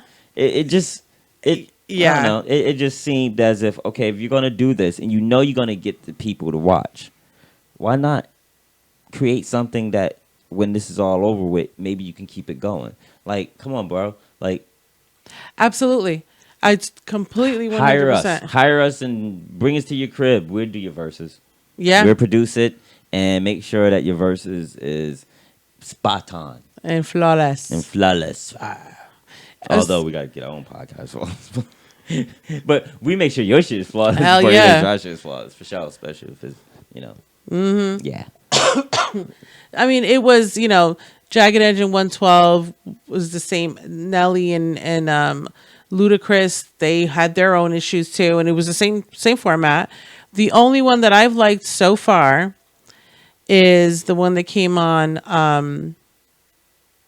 I think it was Saturday, and it was Beanie Man versus Bounty Killer. Okay. So they have them in their, this is reggae, dance hall type shit. We grew up with this stuff. And it was in Jamaica. Their Wi-Fi held up perfectly. It was extremely entertaining. They were both in the same room, and it was a kind of back and forth performing type of battle. It was very engaging and it was very entertaining. And just like you said, they had from what I understand, they kept the party going even afterwards, and they had a great after party performing and stuff. So I did pull a little bit of a clip from Versus TV from them. I think, again, I wasn't a huge Bounty Killer fan. I like some of his stuff, but Beanie Man was, he was the man when it came to dance hall music back then. Okay. All right. Let me see. What you got? This on me that but no could no stop me. Move well, Ellington, no could no trap me. Big guns and fans, everything about me. Talk up to the poor and no could no stop me. Man, I'm Bounty Killer. Me can't tell the world, say. None of them boy, they not bad like we. None of them boy, they not tough like we. And none of them boy, they not wrong. Life is a treasure that cannot be measured again. None of them boy, they not bad like we. None of them boy. See, now this is something you can probably group to and party to. Yeah, I guess so. I mean, they make you want to get up and dance. It definitely looks like they're having fun. Right? Look at Beanie Man. He's so great. Bounty Killer. Yeah. That was my favorite one. It was fun. It was engaging. It felt interactive. And the music is dope, man. Yeah, I mean, once again, if this is where we're going with our entertainment, then it can only get better. Yeah, You I know. hope so. As far as this goes, this type of product, I think this will probably change the way groups tour together. Now, when they back out, they probably will have Versus TV on tour and shit. Yeah, something like that. You know what I'm saying? It's one of those things where it's almost like, why weren't they doing this already? You know what I mean? Like, Yeah, you're absolutely right. It took, a quarantine to, make this happen in this day and age. so. Yeah, you're absolutely right. But I'll be checking out. They have not yet announced what their next verses is, so I will keep you posted when they do. But So far, this is what we're working with, people. Okay. But yeah, so that's my wrap up All right. for sure. Okay. So, do we have an ad? We do have an ad. Actually, we have a new affiliate, Ray-Ban. Everybody likes a pair of Ray-Bans, Ray-Ban Aviators. We do have, we are glad to put them on our website this week. Great discount deals, free shipping. You know, summer's coming. You gotta look fly. You need sunglasses. Yeah, you know, cool pair of Ray-Bans. Maybe a black mask. Yeah. Like Biden. To go with your bulletproof vest. Yeah, it's a whole thing. A bulletproof vest. Yeah, that matte colored bulletproof vest. You know what I mean? That they. Why are you rocking a bulletproof vest? Well, it's not a real one. It's, you know, the fashion bulletproof vest that these people be wearing nowadays. People still doing these that? kids. Yeah, kids be wearing them all the time. Are you making No, we saw one in that store, that authentic store that we were in. Yeah, but all right, now that you done gave him a shout out, I don't want to. I don't want to say what I was going to say. All right, then I'll let you tell it. So okay, so get you a pair of Ray-Bans, a black mask, and a fake bulletproof vest. You know, but the Ray-Bans can be purchased at TMC4JMC.com. You know it. Check them out. That, we are going to take a break.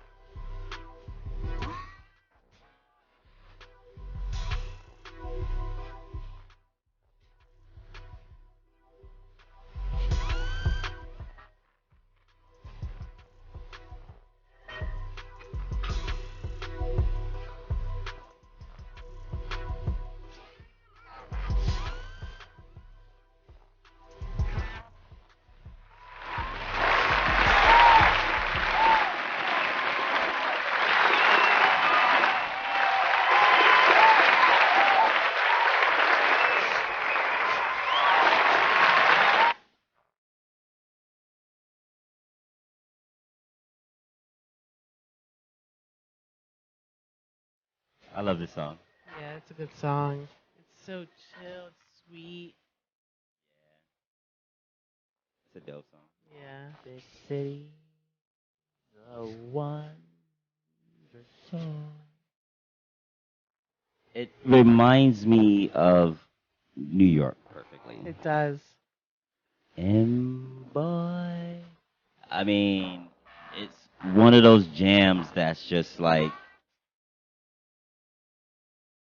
you know, if you've been to the city and you've had a romantic moment in the city, then you get this song. Yes, absolutely. You get this.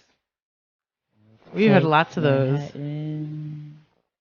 Yes, we have. The city was our spot when we were dating. Take Manhattan. That was a nice one. It was really nice. That was a nice one. And that is just one of the types of genres that you can hear on T4J Radio, The Lounge. And just to get into that a little bit, T4J The Lounge is basically, T4J Radio, let's take that in general, has been broken up. It was just T4J Radio. It was unsigned artists, old school hip hop, and that was T4J Radio, and that still exists. But now that's considered the basement. Okay. So now depending on how you like your music, you can have T4J Radio hard or you can have it soft. Ah, choices. It's all about choices. It's all about choices in this world. That's right. So, so obviously the hard is the basement, and the basement you still get your hard pumping hip hop. Oops. Oh, baby. What are you doing to me? Oh, man. You dropped me. Somebody just came over to the other side of the void and just started messing with you. I know. This happens to me all the time. There you go. Well, better? Yeah, much better. So getting back to T4J Radio, because I was going to make a nice little ad, you know what I'm saying? It was working in real nice, yeah, you know what I mean? You know, some like it hard, some like it soft, you know? Some like it hard, some like it's soft. I don't know the rest of this song that I'm making up. Yeah. We really come out with some hits, man. Yeah, man, and another one. And another one. So getting back to T4J Radio, it's broken up into two. Yep. You have the basement, which is the local artist or local talent, although it's local to wherever you are right now. So if you know an artist that's right now trying to get off on his career and just trying to get some airplay, get some notoriety, get heard. Maybe spread themselves out spread outside of where out. they are. Shoot them to us. We've had international artists. Yes. All kinds of situations. So for T4J Radio Hard, there's all kinds of dope things that's being played and there. We're being listened to in all these different countries. Yeah. On all continents so far. Yeah, we definitely picked up in Japan, Pakistan, Great Britain, Australia, China. We've even had Iraq. We're rocking and rolling. So by all means, get at us. And even if you're in those places that we're now broadcasting to, get at us. You know what I'm saying? Get us your music. It will get heard. In addition to that, you hear some old school classics. You know what I'm saying? Like something to pull some inspiration even from. Down to some from the founders. You know what I mean? So get at us. But with that, now we also have T4J Radio, The Lounge. And what The Lounge is it's a special project for me because I like this is your kind of music. Yeah, I you like a love lot this of stuff. music. Yeah, And, you have a wide range. But I love easy listening music. I love classics. Yes, I love you do. classic rock. I love classic anything. Classic hip hop. Yeah. Classic rock. Classic R&B and soul. 80s new wave. I love doo-wop. Yeah. You know what I mean? So you can hear all that on T4J Radio, The Lounge. It's definitely a place where you want to vibe to. You know what I'm saying? You are definitely a 1920s to a 2020s kind of guy. Yeah. It's true. And you know what? Not for nothing, you can hear some classical on it too. I bet. You can even hear some modern hits, but done through classical instruments. Yeah. So, yeah, you're definitely going to want to check out T4J Radio, The Lounge. Yeah. Hey, beat makers, you definitely going to want to check that out just to get some sample ideas. Absolutely. I mean, so, there's little hidden gems in some of those. Totally some hidden gems. So, TMC4JMC.com. Yep. Click on T4J Radio and then make your decision, hard or soft. That's what she and he said. Yep. I heard. Because equal opportunities around here. But we ain't ones to gossip, so. So, you ain't hear from me. You just heard it on T4J Radio. Yeah, that was cool. It was kind of cool. Yeah. So, All right. So now getting to what Yeah, what you got going the on? shows is. I know you got a lot of some stuff on your mind. Yeah, I don't have any gears to grind. I don't even think this stuff should even be regulated to a gimmick. Like, there's some serious stuff going on right now, and it's kind of inevitable. And that's the thing that we're always trying to say. Well, I'm always trying to say to people, and now we as a show are always saying to people. And this term is not. We didn't make this up. Yeah. Today they're coming for them. Tomorrow they're going to be coming for you. So everybody understand. Just because you're seeing something happen on TV right now and it ain't you or someone that looks like you, don't sleep. Don't think, oh, all good, because tomorrow, cool. Last week it was the Latinos, not for nothing, blacks, we always got it. We're always on it, you know what I'm saying? Like, You're never off. we're never off. But even when it feels like, okay, the light is on something else because they might need a little bit of cooperation, nah. And when I'm saying they, I am not talking about white people in general. Like, I'm not talking about the man. I am talking about the people who are using those forces to cause dissension. And it could be anybody. It could be your father. Not your father, but that person's father. Yeah, your father. Your father and your mother. It could be one of those. It could be your priest. It could be your teacher. It could be a cop. It could be the president. Right.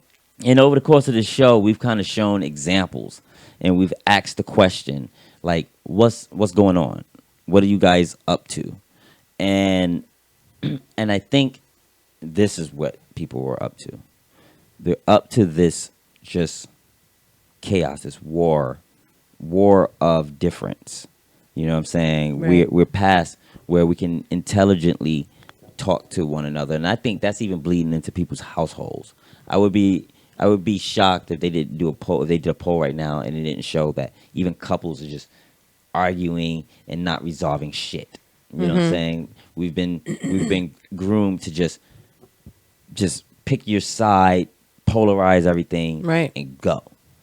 The problem is that when you do that, there's always going to be victims in the system. And right now, we're being polarized on every grounds to the point where everybody, I think, is on their defense. So anyway, just to set that aside a little bit, I'm sure you saw the story, or you heard the story about the guy that was in the park, yeah, in Central Park, and he encountered the lady with the dog, and he asked her to leash the dog. Yeah. And from there on, the story is she says she felt threatened, and there's a videotape. Have you seen it? Yes. Oh, okay. Well, I'm going to play it. Yes. And its entirety. And it's one of those things where... It's very disturbing. Yeah, it's weird. And a little bit of commentary on Twitter. Some people were saying that they've actually seen this lady with her dog before. And you know what? I'm not even going to knock right now. I'm not going to knock the lady and what she was doing as far as walking her dog with no leash. I'm not going to say, oh, she's entitled, she's this, that, and the other, because, we know people, we've seen this happen. We've been, we've wanted to, you know what I'm saying? Like, oh, it would just be so great to just drop the leash. A few times in the park near our home, we have been able to. But, you do what we're grown-ups. Right. And grown-ups should know when and when not to. Absolutely. And not feel like it's their right to say, fuck it. Right. And a lot of today that's going on is Fuck the rules. Do you. Do you. Regardless of what the thing is, do you. Do you, liberty, whatever. If anybody have anything to say about it, they fucking with you. And once again, in that game, there are victims. Mm-hmm. Now, put that right beside the other shit. So with this video, this guy, if he didn't record this dude would probably be locked up, if not seriously harmed right now. Yeah, he could have been, absolutely. If you close your eyes and you just listen to this, you're not watching a videotape. You have no context, no nothing. Right. This is probably scary as fuck. You know what I'm saying? Yeah. Like the 911 operator, if it was her first day, or what if it was just a cop hearing it? Walking by, he hear this. You know what I'm saying? He's thinking this bitch is being raped. Well, you know, and it's that's a very true fact. This is Central Park, you know, which there are parts of Central Park where people have been raped and victimized in other ways. So a call like this is very distressing to get through a 911 operator. Of course, you're going to assume that it's another one of those. You know what I mean? Of course, and it was. Sorry. No, go ahead. No, go ahead. Finish. You know, finish your point because actually, no, go ahead. Finish your point. It absolutely was. I mean, I think, and this is where you cross that line, taking advantage of past events. Exactly. You know what I mean? Not just, but exploiting them as well. And on top of that, there is precedence for cases being found guilty one way or another based off the 911 call. Yeah. Here, look at her voice. Listen to her voice. She's distressed. This is a woman that's in distress. This is a woman that's in danger. You know what I'm saying? Yes. What if this woman, he didn't record this. This woman didn't go home. Maybe she went and saw her lover. Her lover beats her ass. And now, boom. Exactly. You know what I'm saying? There was just recently an article of this lady who she killed her son. Her son had autism. And what she did, and she's Hispanic, I believe, but she calls herself a white Hispanic. So what she did was I don't know what that is, but okay. Someone might even think you're a white Hispanic.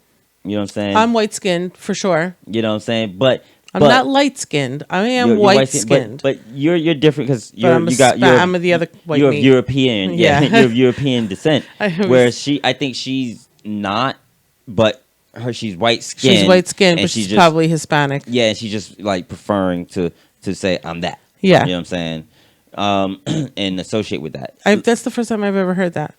But yeah, but as far as her kid goes, what she did was she took her kid and she pushed her kid into a river or a lake or something like that.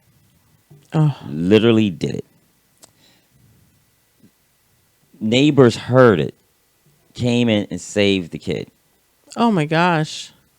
An hour later, she takes the kid down a few miles down the road or whatever and does it again.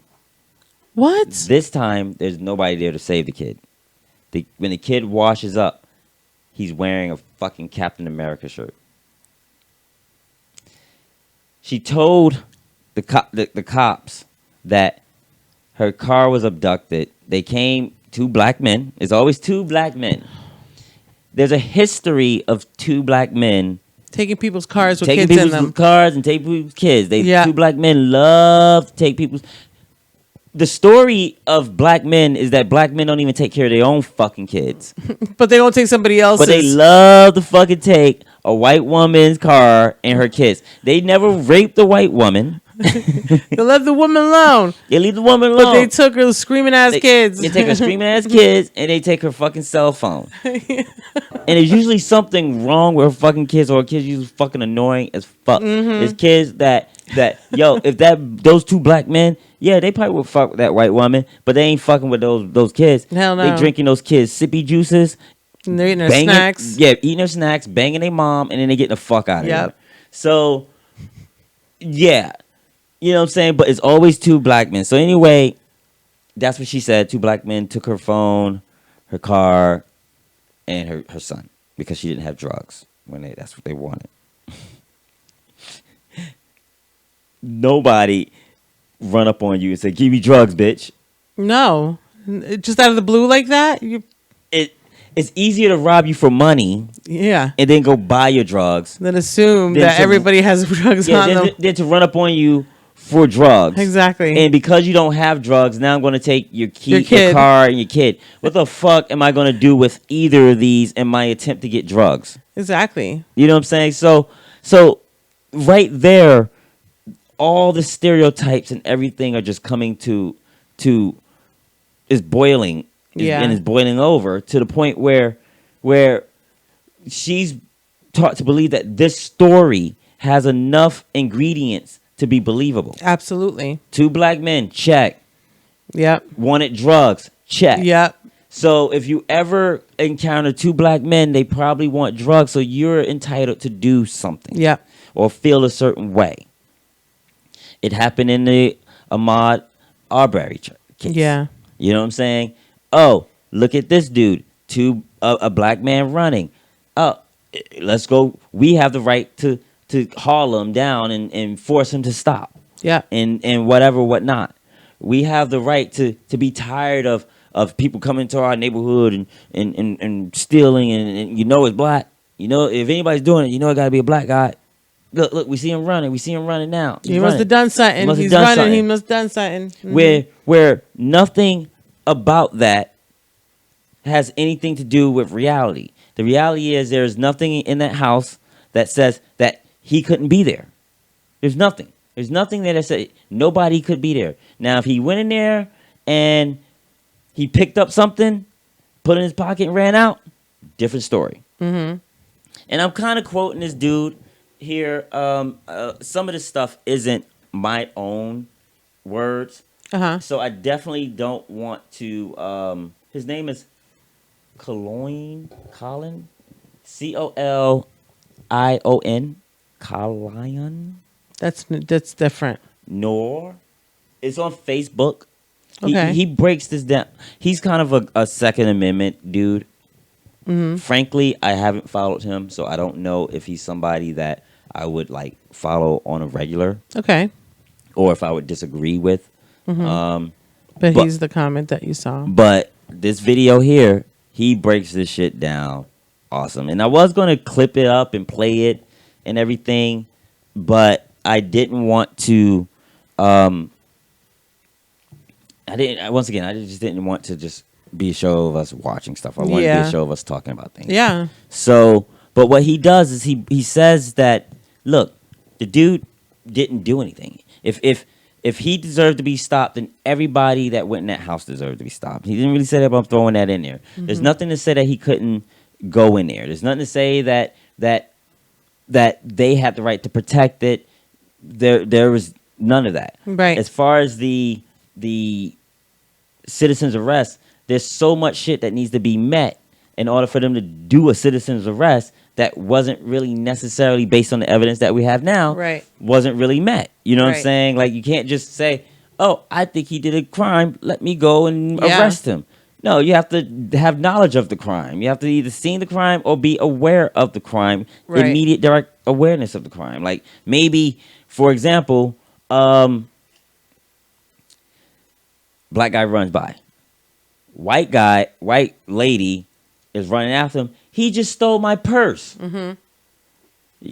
Okay, cool. Let me go and stop this guy.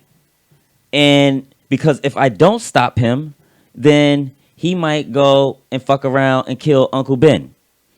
It's my Spider-Man joint. That's your reference. Yeah. But that's an example of being aware of a crime. You know what I'm saying? Or maybe you saw him snatch the purse and haul ass. So now, okay, boom. And in the last episode, I kind of brought up that I thought that that whole citizen arrest thing went back to like slavery or old days, and not necessarily. Actually, it's from 2010.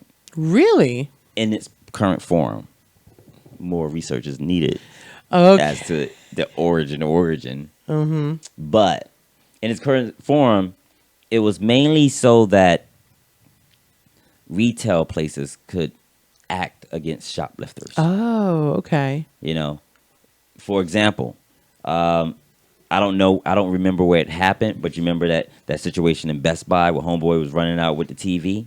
Yeah. And homegirl went in, boost them up. Mm-hmm. Or just recently, they weren't even stealing shit. They just purchased the TV. Yes. The mom and the son. Mm-hmm. And they just straight grabbed them and slammed the kid on the floor, yo. It's crazy shit, man. Like they just purchased the TV, yo. And so now we in a place where now stores, they ain't paying you no extra money to do these things. I know. Where stores have convinced their employees that you need to put yourself in bodily harm. Yeah. And I know I'm getting off a little bit on things, but it's all a valid point. It's all in the mix of what's going on here. Right. It's like, once again, in the last show, we were talking about how, no, we're not in a place where you get to decide what's best for you and when you get to go to work and when you just, no, your employer decides. Mm-hmm. So, and if it wasn't for these stimulus checks and extension of unemployment, a little bit of empathy, more people would be fucked. Yeah. So, with that said, but getting back to this video. So, homegirl is already established in society that you have the right, you have the support to be this way. Mm-hmm. To say, hey, something is wrong with this guy. And something's wrong with him because he's black. Mm-hmm. She says that there was something about he offered some dog treats or something like that. I did do some, after I saw this on the news, I did do some further reading into it. And he carries dog treats with him because apparently this is not unusual. This area of Central Park called the Ramble is very high in vegetation and shrubbery, so that attracts a lot of birds. So there's a lot of bird watchers that go there. You know, there's a whole member thing about it, you know, a whole society that, you know, that shares this interest there. And apparently a lot of people let their dogs loose in some of the open areas there because some of the other there is a place on the other side of the park, but apparently it's been closed. Mm-hmm. So he carries dog treats with him. So in there are times where he doesn't want to engage with the owner, and if he gives that dog a treat, the owner is more likely to not like that and pull their dog back on a leash and walk away with them. So that's why he said he had the treats. Or he has treats because it could easily be he sees dogs and he loves to give dogs treats. He could have the treats for... According to his statement, he said he does it for that reason. But cool. Mm-hmm. He has treats because he doesn't want to be fucked with. Great. Right. But whatever the reason, he could have said he has treats. He has treats. Mm-hmm. Her whole thing was she didn't know what was in the treats, and she felt it was a threat. So it's a cop out. Yeah. Now, there was at no point did we see in the video, or did she say that he was trying to force his treats upon her? In fact, in the video, the treats aren't even an issue. No, they didn't capture that part. What the issue is the fact that he's recording her. That's the issue. Yeah. So now we are at another place where, just getting it back to Ahmaud Arbery, it's, nigga, comply.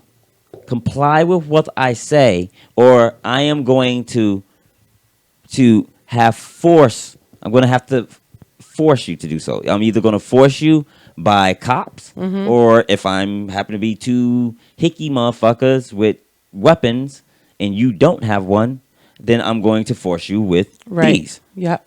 And they searched him after they shot him. I don't know if you actually saw the whole video of him, but after that third shot, he kind of walks off, he stumbles, and he falls. We're talking about Ahmaud Arbery. Yeah. The dude kind of walks off from him. It's not like oh shit, let me go check on him. Nah. After that, they just go check him and see if he got a gun. They probably were hoping like hell that he had a gun. Just like she probably was hoping like hell that the cops would have showed up and this guy would have had something. Yep. Other than fucking treats.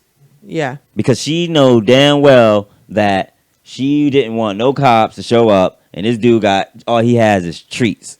There was no threat. So anyway, so when the video starts, she wants him to comply. He doesn't comply. Done. Now this is what I'm going to do. I'm going to call the cops and I'm going to tell them an African American is bothering me. I'm not going to tell them a guy is bothering me. I'm going to tell them an African American is bothering me because you know what that means. There are cues in this shit all over the place. Oh yeah. This is an abuse, a total abuse. So once again, let's talk about history. Let's talk about history of men in general being found guilty, sometimes because the call was all they had and they did the crime, but it was used to find them guilty. There were times where the call was just used as evidence and it wasn't. They wasn't really guilty. I'm sure people have been framed over shit like that.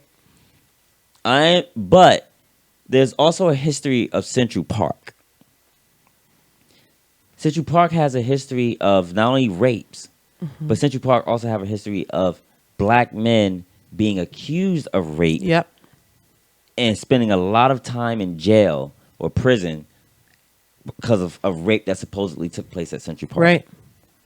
Central Park has a lot of people been murdered at Central Park. Yeah, they have the Central Park 5. Yeah, I mean, there's tons of shit that goes down at Central Park.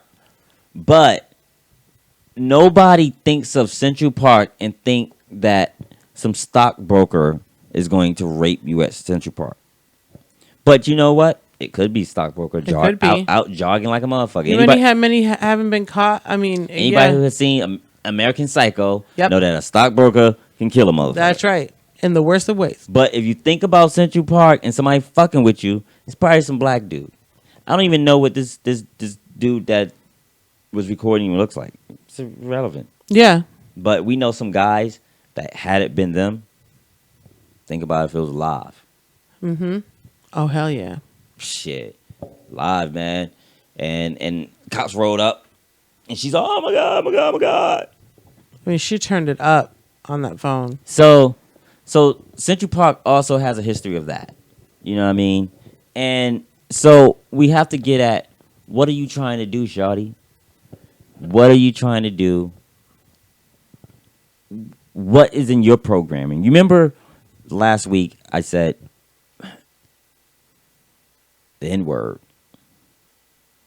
Nigga. It's so programmed into me.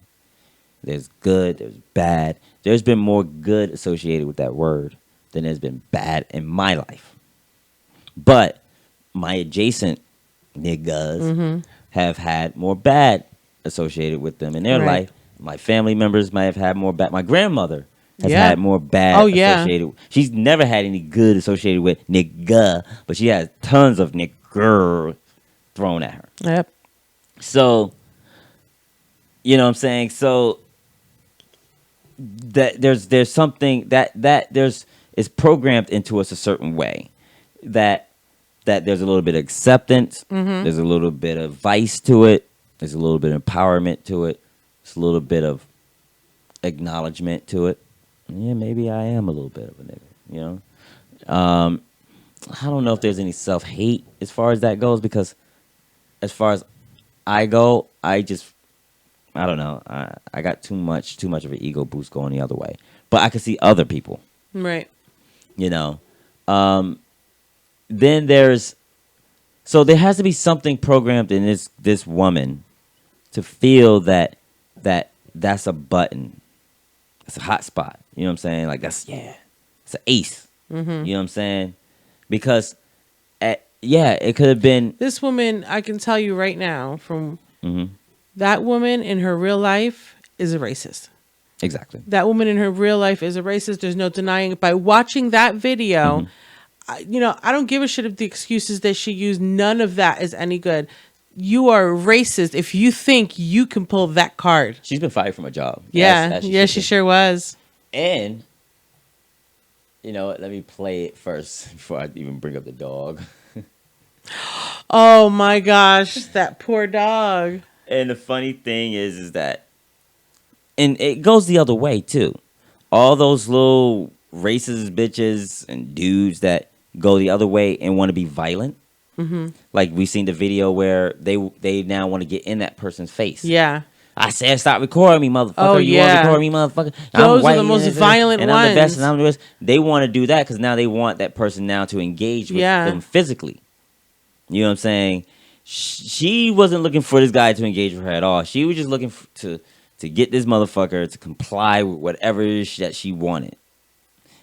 And since he wasn't going to comply, he was willing to go however far it was. She was going to have to get crazier and weirder and weirder and weirder. And her only vice was, we're about to watch it now.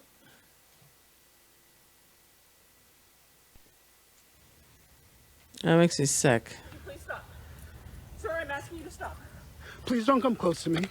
Sir, I'm asking you to stop recording me. Please don't come close to me. Please take your phone off. Please don't come close to And me. I'm taking pictures and calling the cops. Please call the cops. Please call the You cops. see how she's breathing too? There's an African-American man threatening my life. Please tell them whatever you like. Look at that poor dog. You're threatening that dog's life. Like, She's gonna kill that dog. look at him. His front paws aren't even on the floor, on the ground. I know. That poor dog. He's trying to get away because he can't breathe. Yeah, he can't breathe. She's choking the shit out of that I'm dog. sorry, I'm in a ramble, and there's a man, African-American, he has a bicycle helmet. He is recording me and threatening me and my dog. Look at the dog. His tongue is out Like his you're mouth. threatening your dog. You're strangling his ass. Look at it. He's spinning around. Poor thing. Threatening myself and my dog. Look, now he's down. Look, now he's No, like, he's crying because he's. Yeah. I'm sorry, I can't hear you either. I'm being threatened by a man in the ramble. Please send the cops immediately. I mean, just the way she's sounding. I don't know. Thank you. thank you. That's all he wanted, That's yeah. all he wanted was the leash. Yep. That's all he wanted. He had been asking her from the beginning, lady, you need to leash your dog. There's a sign right there. Yeah, that's all he wanted was the leash.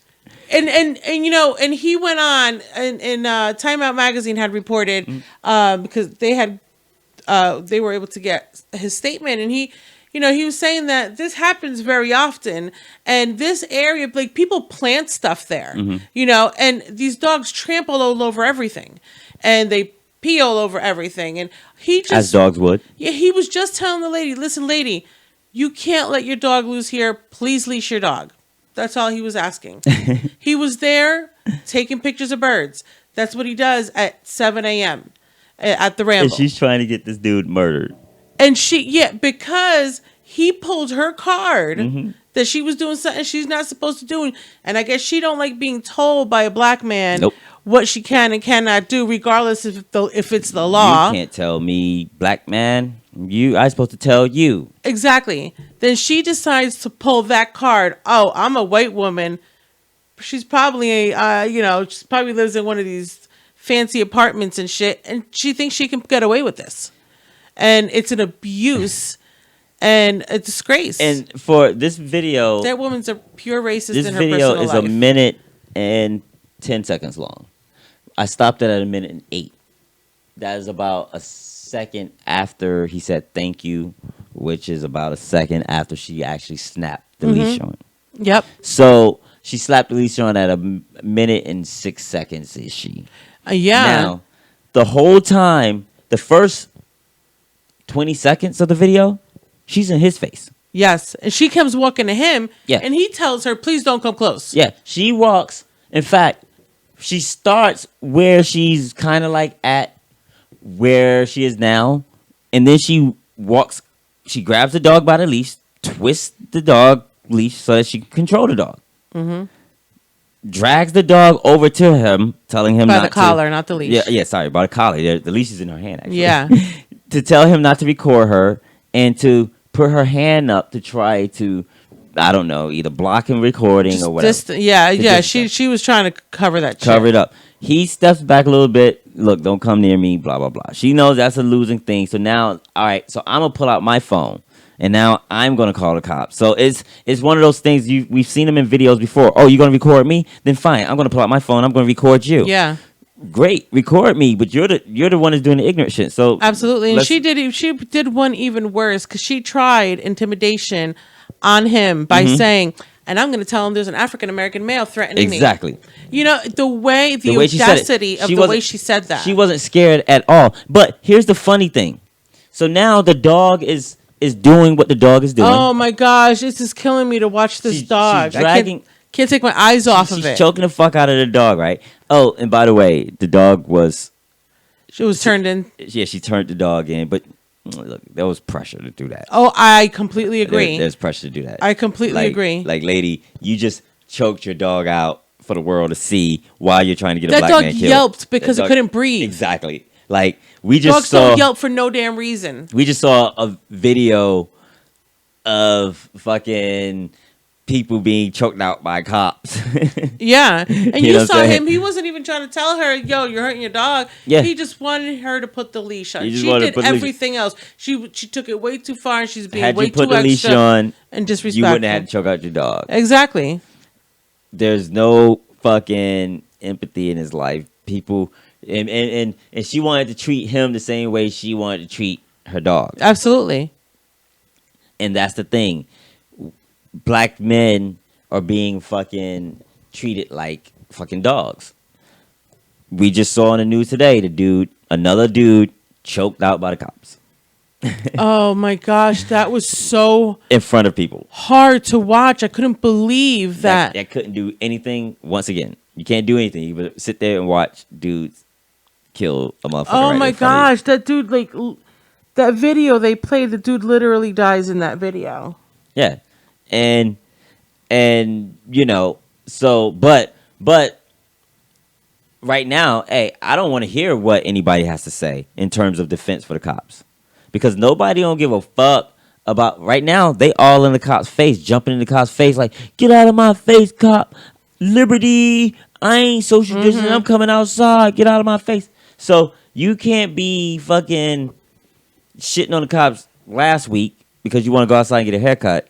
And then today, kind of like, I support the cops because they're killing niggas.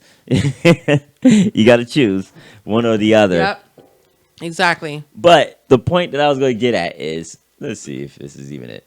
Sir, I'm asking you to stop. Okay. So, she's going to pull out her phone, right? And after she's like, I'm going to tell them there's an African American threatening me. And he's like, okay, do whatever you want. But she wants to be polite. So, you know, I'm just going to step over here for a second. She says, excuse me. I didn't catch that. Please don't come close to me. Please take your phone off. Please don't come close to me. I'm taking pictures and calling the cops. Please call the cops. Please call the cops. I'm going to tell them there's an African American man Look at that threatening my dog. life. Please tell them whatever you like. Excuse me?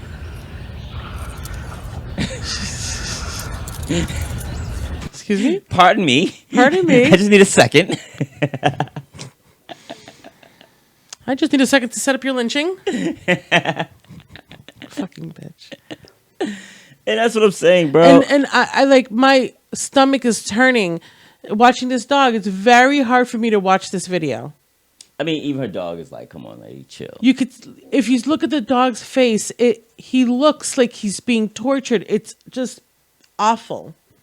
I mean, had she not, like I said, she is unsafe to people and humans. Had he not recorded this, homeboy, it could have gone very different. Would be really, really, really, really screwed. Absolutely, right now. He would have been another one. And so, so I'm glad things worked out for this dude. As far as this lady, look, I really don't care if she got fired or not. I wasn't looking for her to lose her job, or I'm not looking for any of them to lose their jobs. If people don't want to hire them or have them associated with their company, then that's on them. Then that's on them, She wouldn't work for mine. Hell no. You know, for what it's worth. You know what I'm saying? I would have been able to read that way before I got that far. And even if I didn't, not today, not tomorrow, not 10 years from now, regardless of where we at in life, we can be fucking Amazon levels or a tenth of Amazon levels. Yeah. Which is still fucking awesome. Absolutely. I'll take a 10th. I'm not that great. Either way, someone like that, if it's ever exposed, will probably leave my organization. Mm-hmm. So just is what it is. Shame. Shame. So Disgraceful. last week I talked about Diamond and Silk, but I didn't really show their package. For some reason, it wasn't in the package that I had created. It just kind of Yeah, left. exactly, and they kind of fit into this. It's not that. Look, people can be whatever it is that they want to be, Okay. and this is kind of touching on a couple of situations. It's touching on the Biden situation with the Breakfast Club, and what he said was basically the gist of, hey, if you still decide on who to vote for, Trump or me, then you ain't black. And while there's so many layers to that, the crime bill and all this stuff, who caused mass incarceration, who caused this, going back, you can even take it back to Reagan and the war on drugs, That and whole thing. the whole crack cocaine Right. situation, separation. There's so many levels in which, maybe 109, y'all, but just getting at what he said,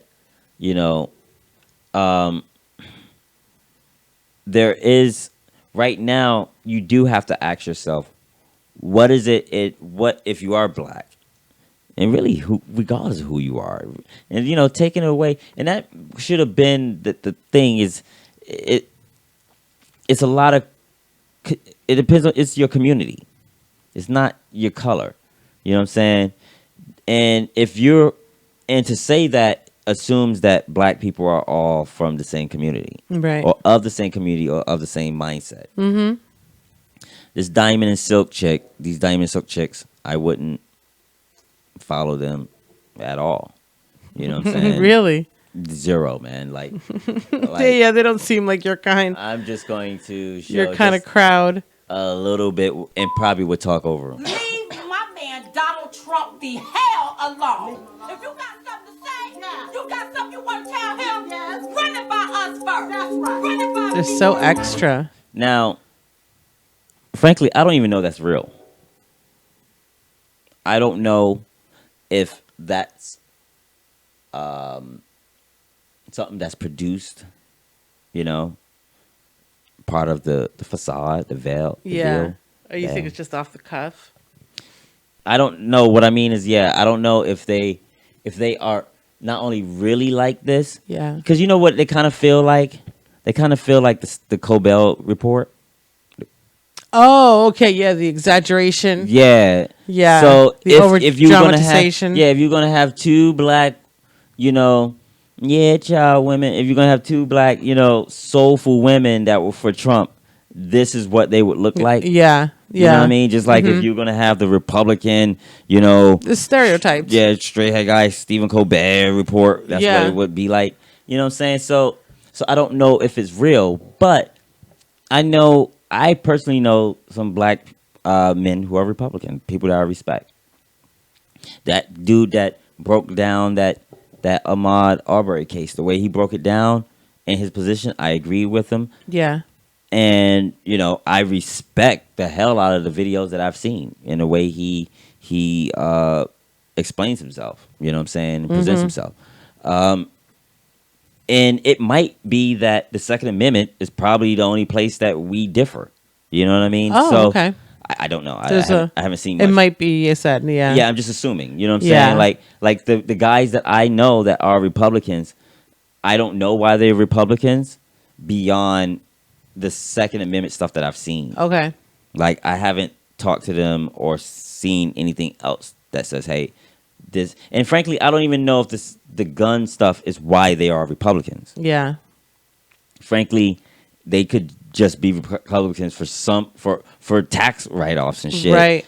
And they just like guns. You know what I'm saying? Like, my view on guns is starting to change, and I'm I don't ever see myself ever being a Republican. Yeah. I'd rather I see myself maybe independent, but Republican. Nah, like, yeah. the world would have to flip over and things would have to change. Maybe another civil war, maybe they'll come out. Mm-hmm. But regardless, so these people, I don't know what they are. But I get the feeling that, but regardless of what they are, they're definitely being used as a propaganda tool to cause dissension. Mm-hmm. Now, I got somebody that looks and sounds like you.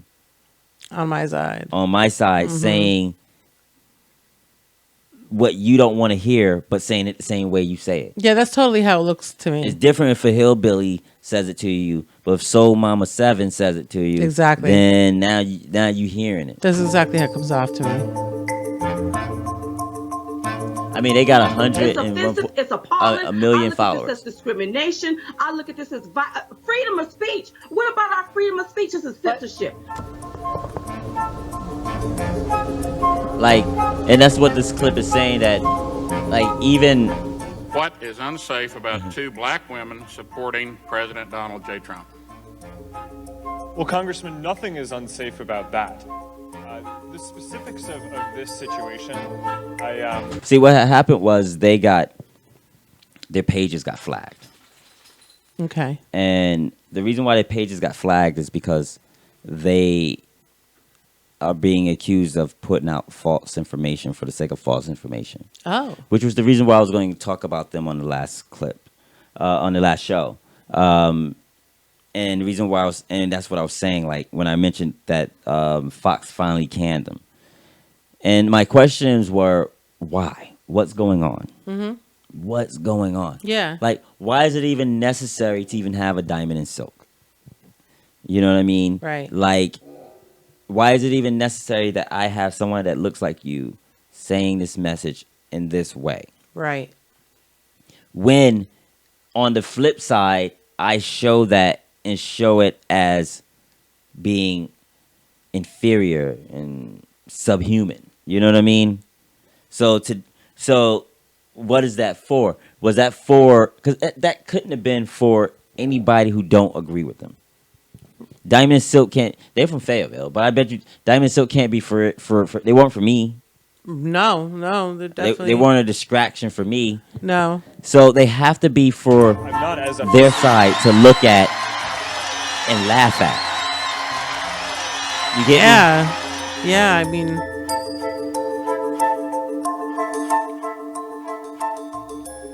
You supposed to be investigating Russia.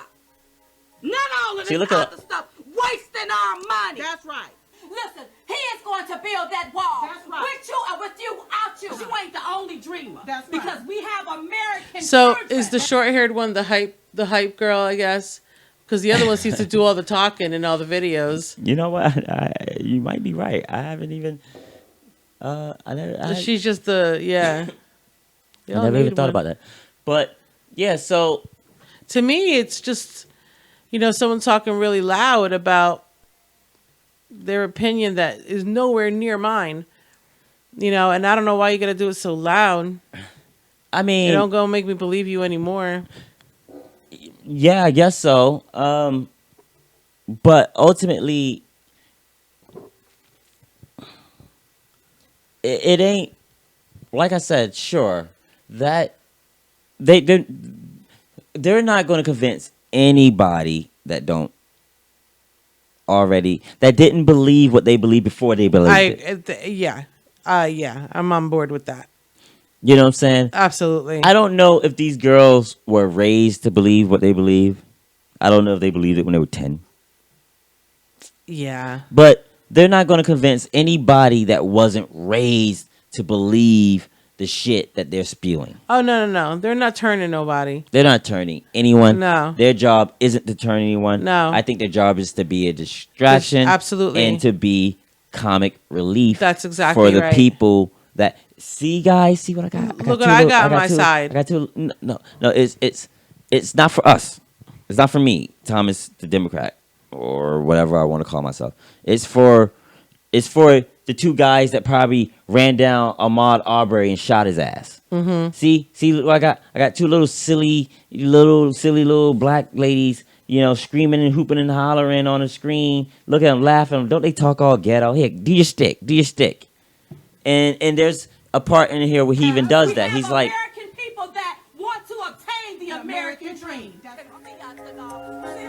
yeah, where he's like, Yeah, he pushes them there. yeah, see, look at it. Yeah. Do your thing. Yeah. Everybody to know, yes, that we stand behind Donald J. Trump. Yes, we do, baby. So that's what I'm saying. Like, there's something there for it.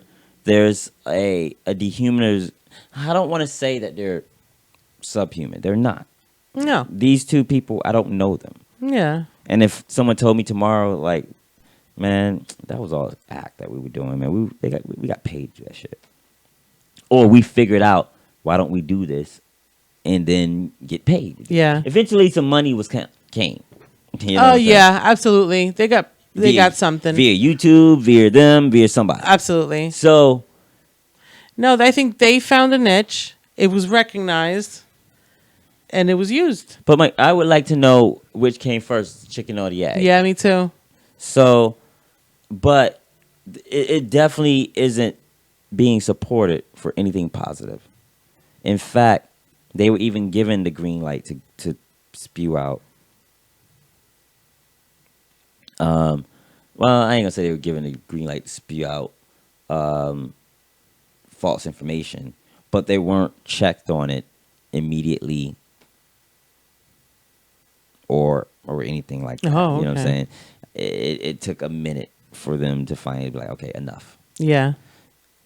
And other people were spewing out false information as well. Right. It wasn't like they were the only ones at that station, but Yeah. all right, gotta cut the fat. Yeah, and they were probably the loudest. And if we're talking in that way, I don't think they have any ones that are like that. But I mean, Sean Hannity's loud. I mean, he's not loud like hey, scream, Laura Ingraham. But as far as their platform, it's loud as fuck, louder than anything that they would get. You know what I'm saying? So, their reach isn't even that far. Like, sure, they got millions of viewers, but that's a small drop in the bucket for what Fox does as a whole. You know what I'm saying? Absolutely. So even that niche isn't even much. That's like, it's like you following, one of your reality stars. You know what I'm saying? Yeah. Like, yeah. I know exactly what you mean. like, does TLC give a damn if you follow one of those little people? No, of course not. You know what I'm saying? They're like, sure, great. She got 1 million followers, so I guess we'll keep giving her a job as long as she don't fuck up. Yeah. So, it's that situation. But, at the very least, you would say TLC is promoting little people. Right. Well, what are you guys promoting? Yeah. What are you promoting? Yeah, exactly.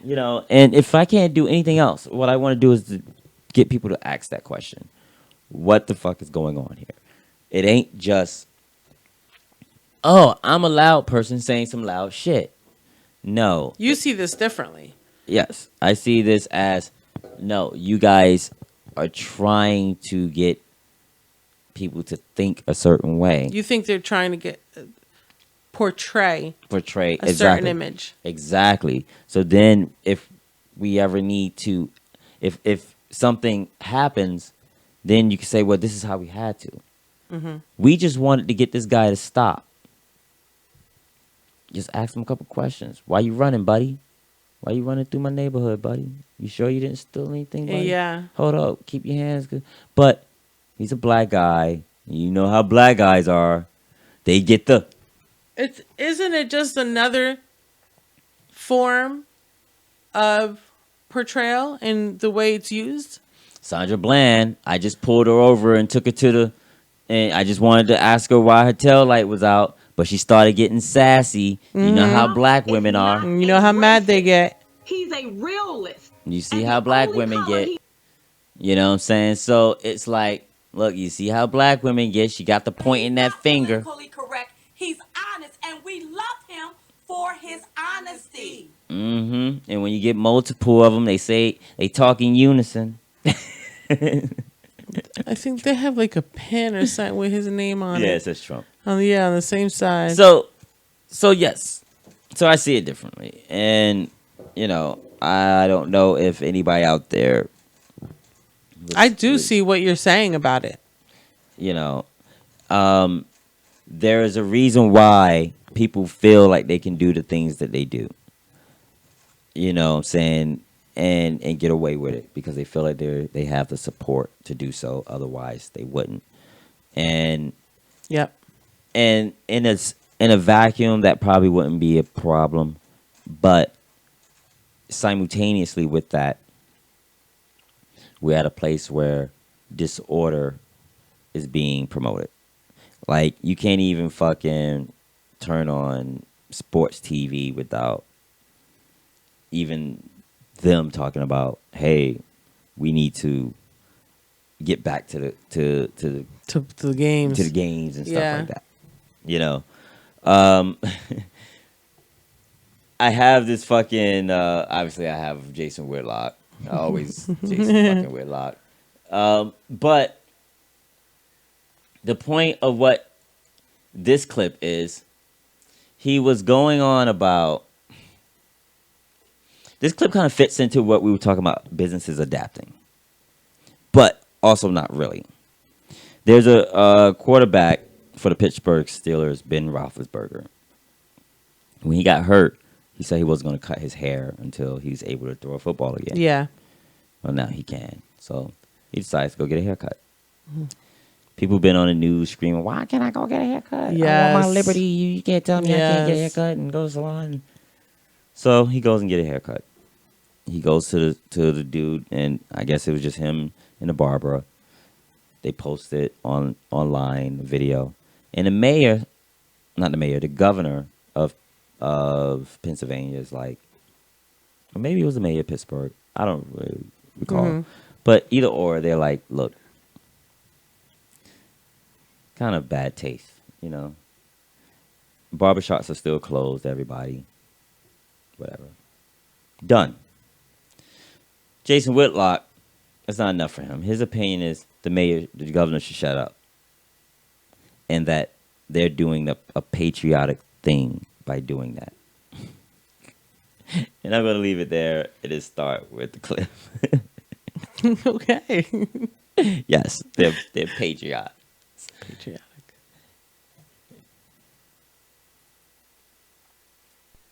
But we're going to start by going out to LeVar Arrington's crib and talk some football and talk some Ben Roethlisberger. Yeah, football. And talk some governor of Pennsylvania, Tom Wolf. Okay, so it was the governor. Who criticized Ben Roethlisberger, who posted a video yesterday. Yeah, sorry, Jason. You set it up for me because you're a lot better at that. You're trained. Yeah, you're trained. And I don't want to misrepresent, you. Yeah. Today of him working out, throwing the football with teammates. Big Ben had promised once he was able to throw the football, he would shave his beard, get a haircut, the whole 9 yards. He posted a picture of himself getting that haircut, and the governor of Pennsylvania criticized Big Ben for not being safe during the coronavirus pandemic, and he doesn't want any Pennsylvania going to a barbershop. Barbershops are not open in Pennsylvania.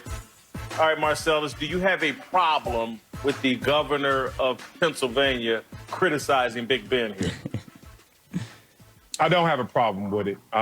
He's basically just saying no one's above reproach and in protection of all local and state citizens. He's like, done. You just got to follow the guidelines, follow the protocol. Done. No Follow one's above the law. Done. Yes. I can hear Antonio Bryan right now somewhere saying, there's that owner's mentality again by Big Ben, thinking he's above the law. And this is what it feels like in this situation. I think it's almost laughable. The thirst for the marketing and the campaigning really made them go beyond what they knew they should have done. Absolutely. Which is do this in your own private confines. Do it at home. Hey, Big Ben, he's your friend, personal friend. Yeah. Bring him to the crib. Bring him to your house. Problem Exactly. solved.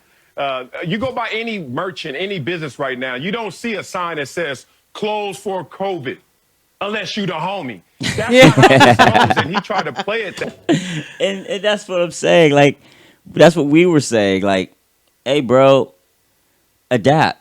Remember we were saying all those people that were like, yo, we need a haircut. We need a haircut. And then right beside him, you got people at the Capitol talking about, I need to cut some hair. I need to cut some hair. And I used to say, well, why don't you just cut, you guys are right there. Exactly. I need some stuff for my soil. I need to sell soil stuff. You're right there. Make the transaction. Yeah. Nobody ever said you couldn't do that. Nobody said you couldn't make money. Exactly. You just had to figure out a way to make money in all this. Yes. Guidelines are guidelines can change at any time. Yep. And the funny thing is, on the state capitol here in North Carolina, they had this thing where it was like barbers were like giving people free haircuts on the state capitol, on the steps to the capitol, and it's like, that's not capitalism. I thought you said you need to do this to make money. Yeah, exactly. But that's making a statement. It's two different things, isn't it? Either way, you still could have made a statement and made money at the same time. Yeah, I mean, like we said, adaptation. That way, so I think it's just pretty funny to see Ben get caught out like that. If he's your friend, like they say, bring him over to the crib, problem solved. Yeah, I totally 100 agree with that. Listen, I have no problem with the governor addressing it for those very reasons that you just said, Marcellus. There's two ways he could have handled this, right? He could have, one, brought the barber to his crib. Yeah. Or two, if you slide in silence. Exactly. You could have cut that video where it could have showed exactly what you wanted, how you wanted it to be showed. Foresight, 2020 hindsight, it shows that you made a mistake in engaging what you did. But I think it was responsible for the governor to address it, because all those beloved fans, I'm a Steelers fan, so I know how big Ben and is. This is his fucking job. In Pittsburgh. Yeah. All those fans of Ben are going to be sitting there talking about, it's time to go get a trim. Let me go get myself trimmed up. Exactly. Yeah, you set an example. So you were a public figure. So moving on to our president, you see the example that he The no mask wearing the no president? mask, the this is a hoax. Yeah, I am above wearing a mask. I'm above wearing a mask. I can afford tests every hour. But I take every drug that has been thrown at me. I drink bleach. Yeah, I drink bleach. I take hydrochloroquine. I take some malaria drugs. Yep. You know what I'm saying? Then you got, the whole state propaganda network, as other people call them, basically echoing the same shit. And then you got this. And it's like, look, I don't know if Ben Roethlisberger came back and said anything back, or if he just was chilling. But Jason Whitlock is choosing to use this to make this as a point. And Jason Whitlock happens to have a show that people watch. And frankly, I'm thankful that LeVar Arrington and Marcus Wiley are there to kind of set his ass straight. 'Cause this dude is fucking weird, man. Like, and now he's the only one with danger that is against what the governor says. With where we're at currently. Now, here we go. Listen, and I just want to introduce this. I'm just gonna let him talk. Watching at home. I'm just gonna let him talk. Marcellus and LeVar are parents. They're fathers. They have a perspective on this that I don't have as someone who isn't a parent or a father. I'm like a lot of people in this. But before he does, I knew that. He just admitted that somebody else has a perspective that could be valid, that has useful information in it. But he fixed that off with, but I don't give a fuck.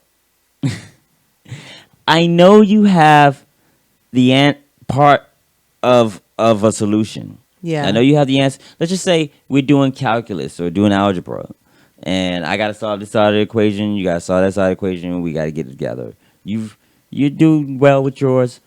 I'm kind of like whatever with mine. But I know that you have, some advice for me, some solution to help me get through this, to help us both ultimately get through this. And I'm like, no, dude, you got to carry the one. And I don't want to carry the one, nigga. Who says? Yeah, why did I carry the one? I'm tired. You carry. I want to get out and get a haircut. I'm ready to go. Yeah, and he's ready to go. Consequences be damned. And I consequences be damned. So once again, this is me. This is what I'm ready to do. It doesn't make the right thing to do. It's just what I want to do. Yeah. I'm already saying consequences. All about me. Yeah, I'm always saying consequences be damned. So I'm already saying that I'm coming from an irrational place. You're right. And he's going to go on. He's going to talk about how people are using fear to make irrational decisions. Okay. But he just admitted that he's coming from an irrational place. Yeah. Nobody that's being rational would say consequences be damned. Now, it depends if the consequences are literally less than if action does not take place. Mm-hmm. For example, when a tsunami is coming in and you're on the beach, if you got time to get the fuck off the beach, get the fuck off the beach. Right. You know what I'm saying? Like, don't sit on the beach and be like, nah, I'm tanning. Consequences be damned. Yeah. Yeah, of course. It makes no sense. there's nothing. Why? Yeah, there's nothing rational about that. Right. Why? And as people are folding up their lawn chairs and they're putting their suntan lotion in their bag and pulling down their tent, and you're like, yo, what are you guys doing? Fool, a tsunami coming in. Didn't you hear the alarm? Man, y'all using fear, man, to make irrational decisions. Yeah. And you're looking down at homeboy while he's tanning, probably eating a sandwich, and be like, okay, all right, whatever. And you're just gonna bounce because you know better. Yeah. You know that just because he used the word fear, one, that doesn't apply to what I'm doing, mm-hmm. and nor does it automatically make what I'm doing or my motivation irrational. Yeah. When people are scared, that doesn't mean they automatically do irrational things. Some people are scared and make great decisions when they're scared. Some people are better when they're in a position of back against the wall. You know what I'm saying? Scared. You know what I'm saying? But no, I'm making a scientific decision. I heard the fucking tsunami alarm. I'm out. Yeah. There's guidelines to follow. It's guidelines to follow. say that in all seriousness. There's a lot of people. My barber. They're laughing at him. Over here to my apartment, cuts my hair. I'm not going to call his name out, but he's been meeting people at his shop, a very popular shop here in Los Angeles, and cutting their hair no different than what Big Ben and his barber, I think his name's Carlos, were doing. Look, there are people, and we have focused, the media has done an amazing job of focusing on the people that have gotten sick and died from coronavirus. Because that's important. There's been almost no attention paid to the businesses and the people that are being destroyed economically. Not true at all. Because of our reaction to the coronavirus. Because our reaction. So, once again, listen to the terms in which he's speaking. You know, our reaction to the coronavirus. So what do you mean reaction? Yeah, I mean reaction. No, just speaking to regular English, regular English. Reaction. You know, shit happens. You have to react. We weren't prepared for the coronavirus. Nobody was prepared for the coronavirus. No, of course not. So shit happens. You react. Now we got to react. Just like, hey, duck. Otherwise, we'd be proactive. Yeah. Nobody says duck before the shit happens. Exactly. Ducking, by its nature, is a reactive motion. Or a warning. Or you telling somebody to duck. They use it in golf all the time. Some shit is coming your way. You know, heads up. That's what that means, for? Yeah, when you get ready to... I didn't know that. Yeah, if there's people on the green, you know, we're all like... No, I'm just kidding. I didn't know that. If that's true. Is that true, or are you just making it up? No, it's true. No. See? I learned some stuff on the TMC4JMC show. Yeah.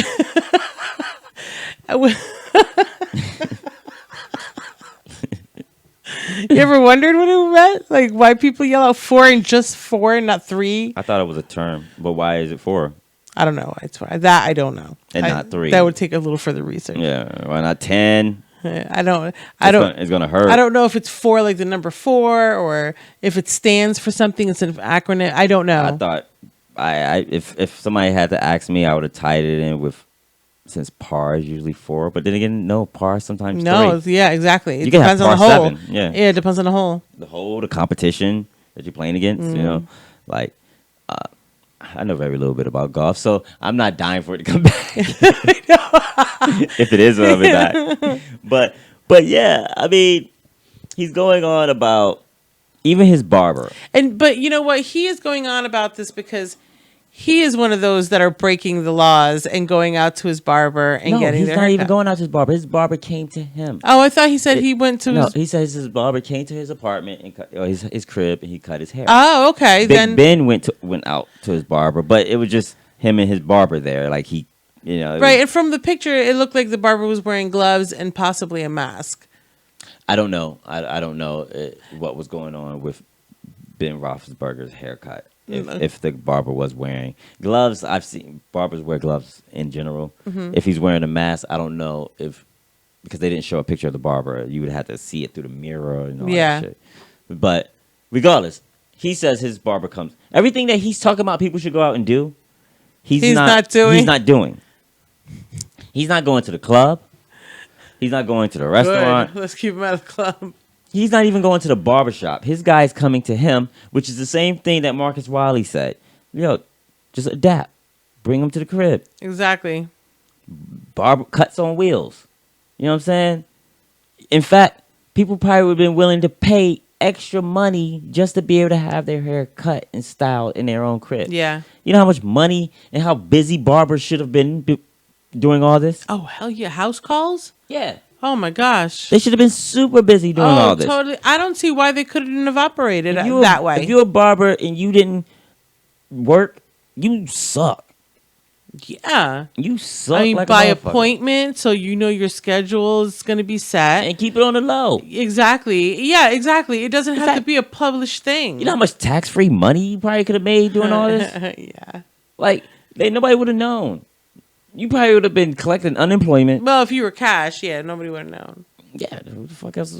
Like, look, if my point is, if you wanted to figure it out, you could have done it the great way. You could have done it the dirty way. Yeah, you could have done it all kinds of ways. Yeah, and so I look at this barber. I look at what Ben's doing here by throwing some shine on his barber, and I think that's their little subtle way of protesting. Like, hey man, we've all sat around and thought about the consequences, and with the time we're in, we are ready to move on. We can't move in fear for the rest of our lives.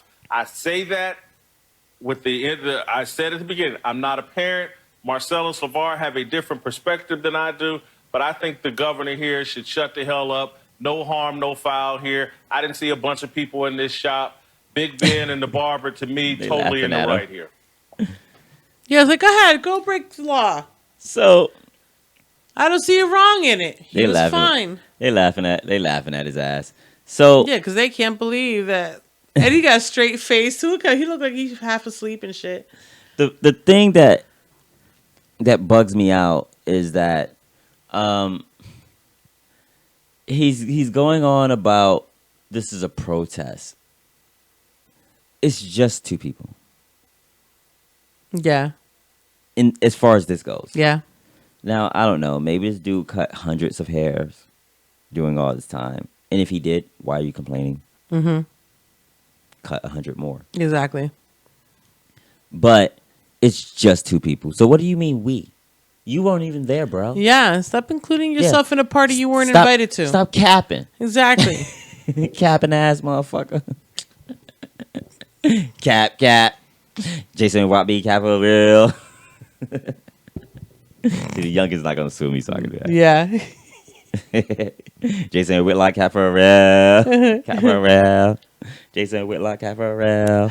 I like that shit actually. Look, you don't have to be a father, parent, married to not break the damn rules, Yeah. to break the law right now. Like, this is their rule, and you're supposed to respect the governing body in this situation. Exactly. And you did some dry snitching right there on your barber. He better watch out. You were that close, Jason. Dry Let snitching. them go. Yeah. But that said, Yeah. man, when, Look, I understand the economic balance in this equation. Health, economy, I get that. I'm with you.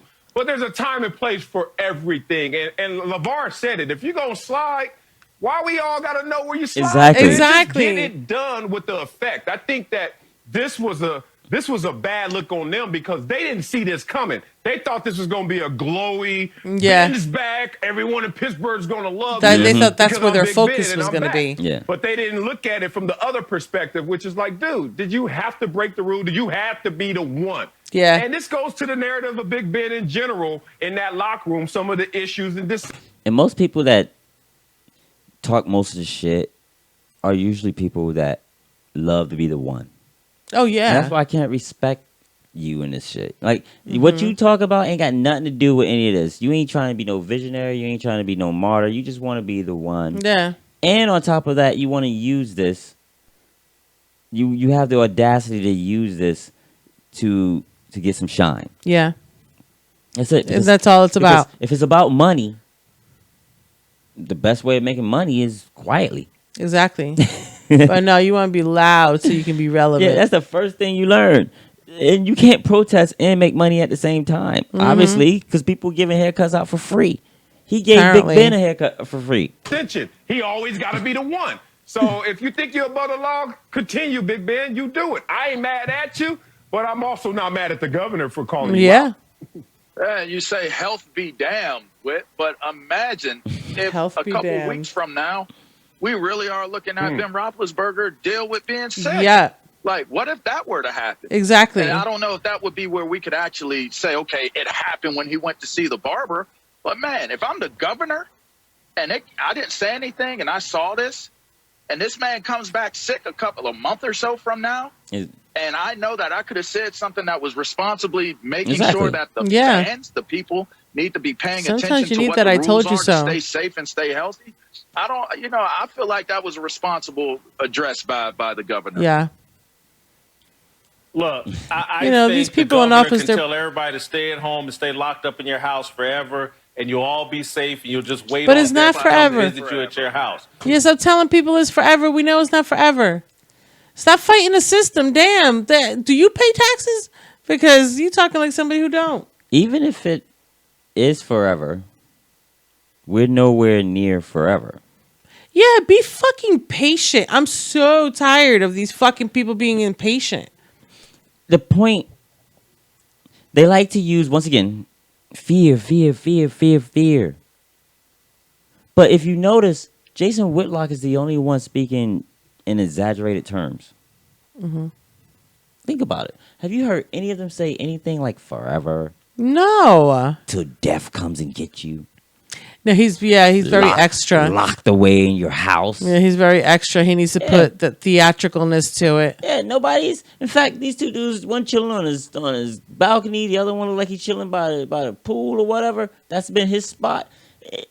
You know what I'm saying? They never, ever go on about how they never use exaggerated terms. The only ones that use exaggerated terms that's like, you can't let fear hold me down forever.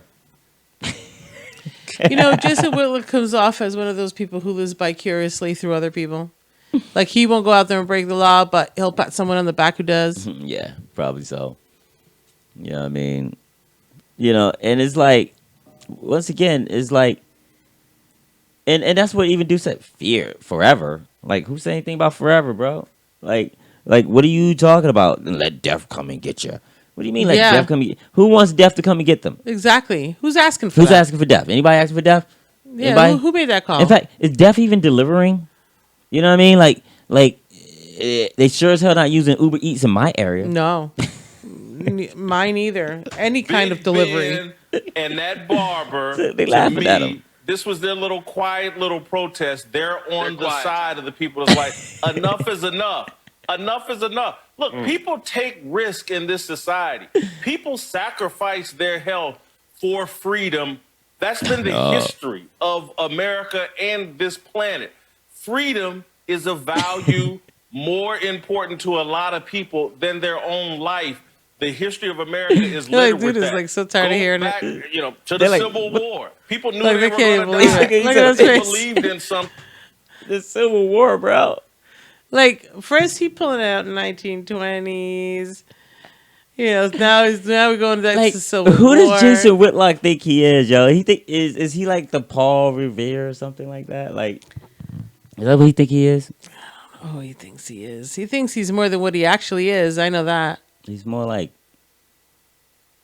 Paul Eat Here. I know. All you can eat here. Paulie the Bear. Just he sounds like a person who doesn't know any better. like, come on, bro. Like, Civil War, man. Civil War, bro. People were fighting. Fucking. There's so many layers to that. The Civil War, and you can tell that people that they checked out. They checked out on him. Yeah. When he was like, look, they were like, I don't even want to hear this shit. I mean, they laugh. Your coworkers are laughing at you now. They're laughing at you. Like the thing that's funny is that, you know, science. It's been 6 months, and science. 6 months ain't shit to science. You know what I'm saying? 6 months is so fucking. That's like blink to science. You know? It is. To him, 6 months might be like forever. Mm-hmm. Because he can't, watch and comment on sports. Yeah, but to science, 6 months ain't shit. If sports were still on, everything else is like whatever. To a person that's locked down in jail, 6 months ain't shit. You know what I mean? Yeah. That's what? 180 days? Some of them say, shit. It's 6 months. 180 days. Sleep that through that. In fact, there was this time. I don't know if I told you a story. But I had to go to court. And I'll just leave it at that. Where I was in court. But, so I'm in court and I'm waiting, for my case to be heard. How long ago was this? I was still in college age. So Okay. I was in Greensboro. Uh-huh.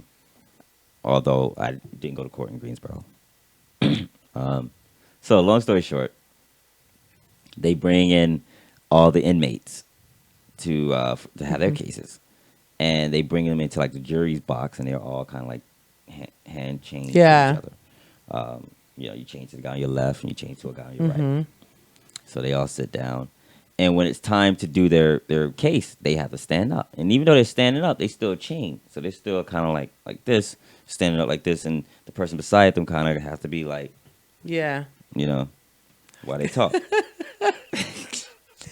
So awkward. And some people who might be hearing me might be like, I think I know where he went to court.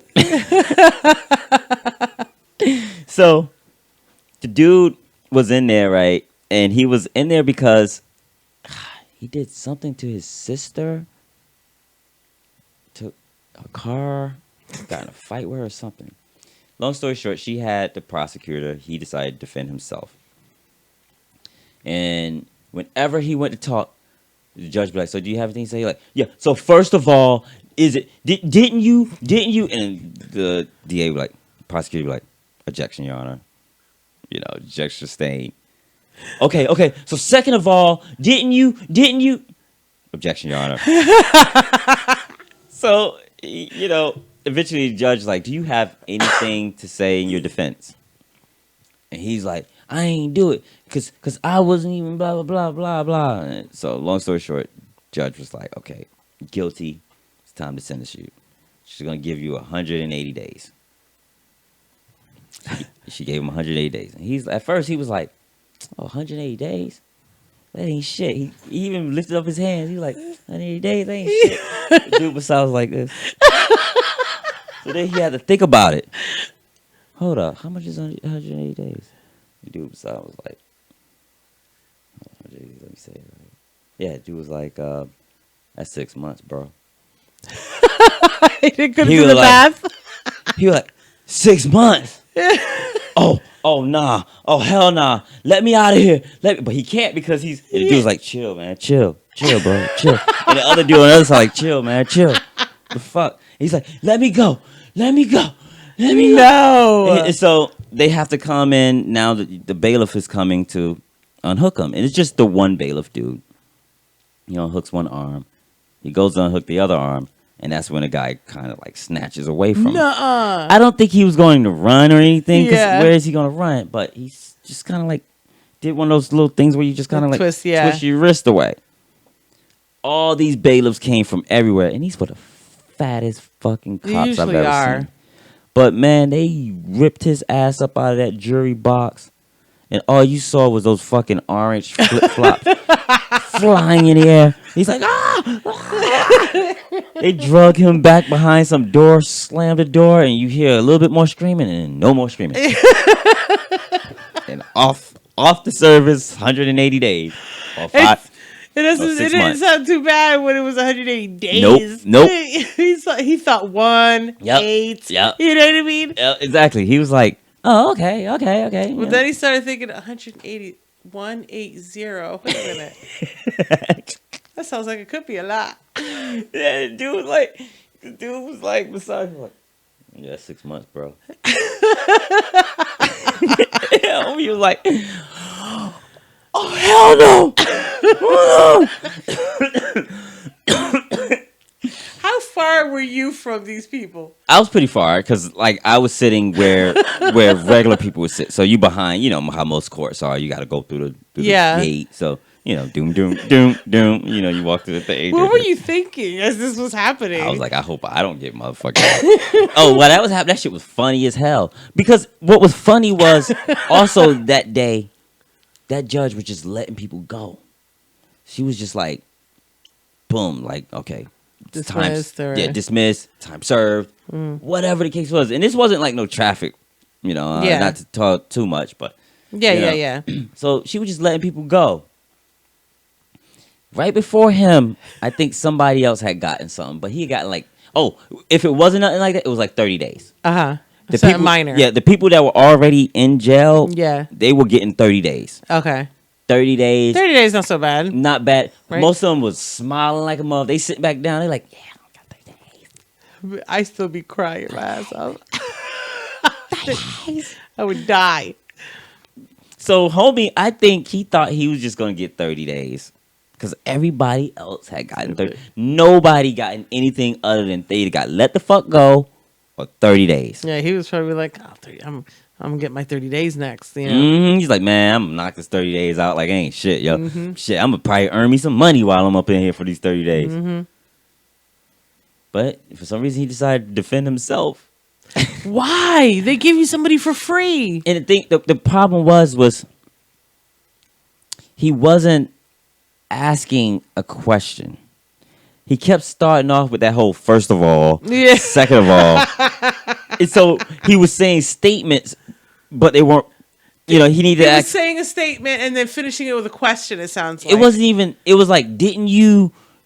But then he would then tell the person what they did. It was like, didn't you, do this thing? Remember when you? It was a leading question. Exactly, leading like a motherfucker. And question was the like if you call it a question, you being really really generous. By the time he got this third of all, there was no question mark in there at all, and he never got the fourth of all. It was just like thank goodness like, that right. Poor guy. They put him out of his misery.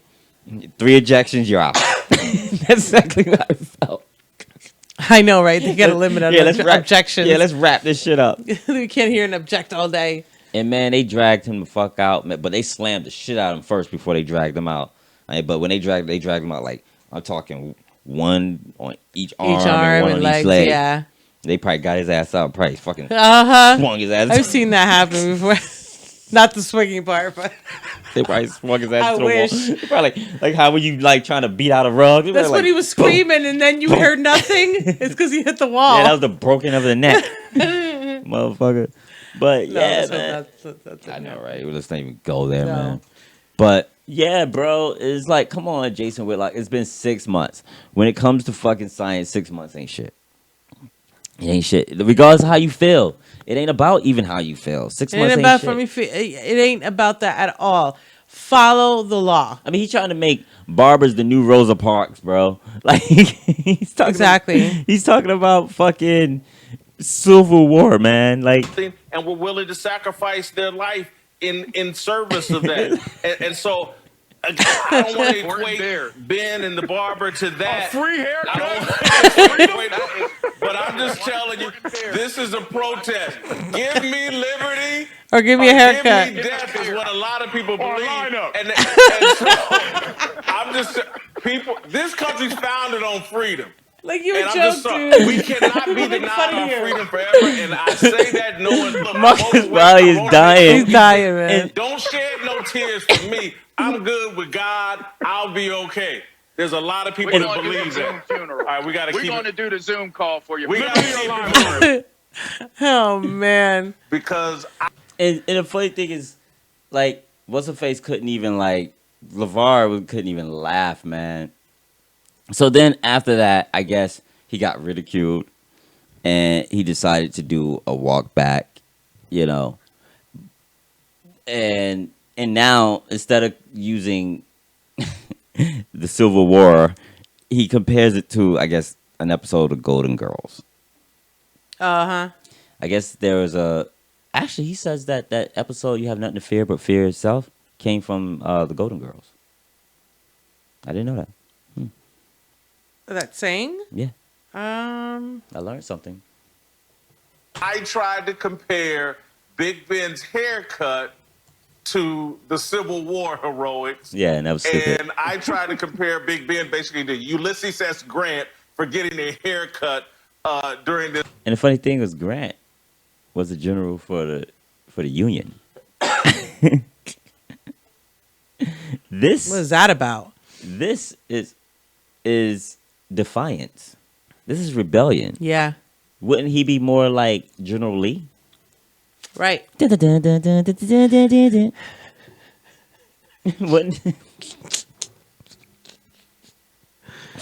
That's how that's what he hear when he sees a sandwich. He'd be like.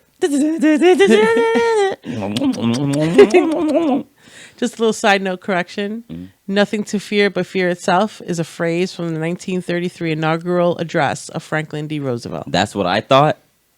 I swear that's what I thought. This pandemic, these guys laughed But maybe me he's off saying the air. something They didn't different. get my point. He's They saying had it wrong. Isaiah laughing at me. So now I've come up with an analogy that I think they can relate to. I think this would be much more accessible to Marcellus and LeVar. And Probably it not. involves one of the greatest TV shows of all time, The Golden Girls. I don't know if you guys remember The Golden Girls, but when you're a Ball State educator like me, when you're a Ball State educator like me, The Golden Girls actually came up with the popular saying, "We have nothing to fear but fear itself." Oh my gosh. Not Franklin Roosevelt. It actually was a 1987 episode of The Golden That Girls. is not true. When Rose had this. What if anybody ever knew that? Because he said 1987. Like, they're saying Roosevelt came up with that in the 30s. In 1933, yeah. So that's 44 years to decide if that shit is true or not. Like, And yeah, exactly. Now, it was heard in his inaugural address. yeah, exactly. It's not like this was made up. And there's no record of it. And I think his inaugural address, wasn't it recorded? Yeah, it was recorded, you know, and yeah, it came up on an episode of The Golden Girls, but it was also a song by Oingo Boingo in 1982. It was also on an episode of American Canadian television series Painkiller Jane. Oh, and let's not forget, also an episode of the Canadian TV series Class of the Titans. So Yeah, you fucking Oingo Boingo. Oingo Boingo. Oingo Boingo. Irrational fear They of said it too. speaking in front of people, and she had to give a speech at her aunt's funeral. She had to give a eulogy at her aunt's funeral down in the Bahamas. And then Dorothy had a fear of flying, and Blanche had a fear of being in a confined space with bald men. All of this came to fruition. They flew down to the Bahamas. Dorothy's afraid of flying. There's a bunch of bald men on the plane. And of course, Rose is afraid to give the speech. Show plays out. The fears were all irrational. And I say that to LeVar and Marcellus. The Golden Girls tried to.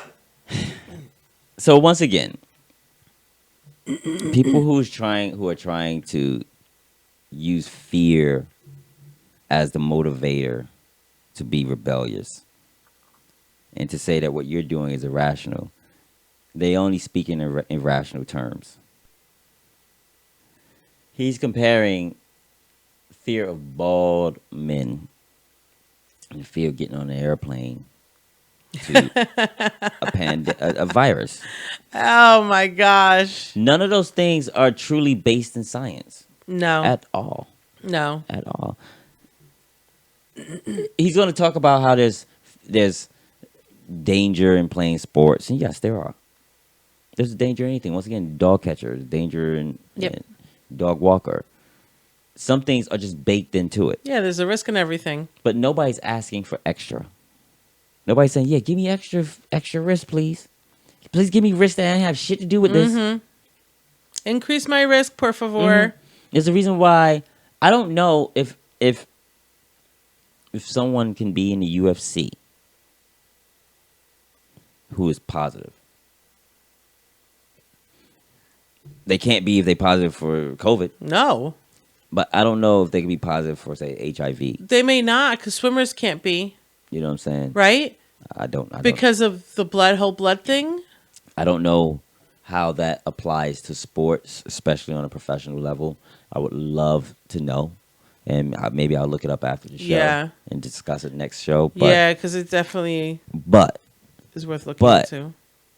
I can understand through science now there might be some understanding, lenience, and allowance, although there's probably some strict regulation on that athlete so that other athletes aren't placed in extra risk that has nothing to do with, you mean to tell me I got to fight, not get knocked out, not get concussed, and make sure that his blood doesn't fall into one of my open wounds? Exactly. You know what I'm saying? I got to do all that. You know what I'm saying? That I don't have to do when I fight the other dude. Right. So, so nobody's asking for extra risk. Extra risk, please. Exactly. Risk on side, like sauce on side. Yeah. Risk on side. Risk on side, please. Risk on side, please. There you go again. Teach you in this very classic episode, we have nothing to fear but fear itself. That we can't let fear control us. But that's me imitating somebody. Yeah, I know. And he did kind of sound like that in it. You want sauce on side? Yeah, I want sauce on side. And that was the point I was trying to make. And I think as it relates to the coronavirus and the statement that Big Ben and his barber were trying to make is like, hey, we're moving past fear. And that's why I call them the black and golden boys. Of course, the Pittsburgh Steelers colors are black and gold. But to me, the sports world has to move. What the fuck is the sports world? Is the sports world like on Jupiter or something? Like, yeah, I know. Does it not include Maybe his sports Yeah, world. does it not include humans? Like, I thought the sports world. I didn't know there was a sports world. I thought that it was the same world. I thought it was Earth. And what's happening on Earth happens in the sports world. Yeah. It's not like Vegas. Like interlocking dimensions. Yeah, exactly. Exactly. Is the sports world like the 14th dimension and shit? Exactly. Like, what is he talking about? Like, the sports world. Like, stop. Once again, exaggerated terms. Yeah. Extreme terms. Yeah. Like, come on, bro. Beyond this irrational fear that is being promoted by the media. And I think that those of us that get to work from the comfort of our homes and still get paid right now, I think we don't have the perspective of Big Ben's barber and other working class people. No, speak for yourself. Who need the world to restart. That is untrue. And look, there is risk inherent in life and in living. And I'm not suggesting there's no risk of the coronavirus.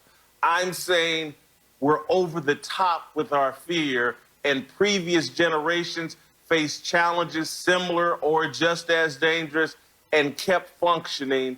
And that's what I would like to see happen. No, they didn't.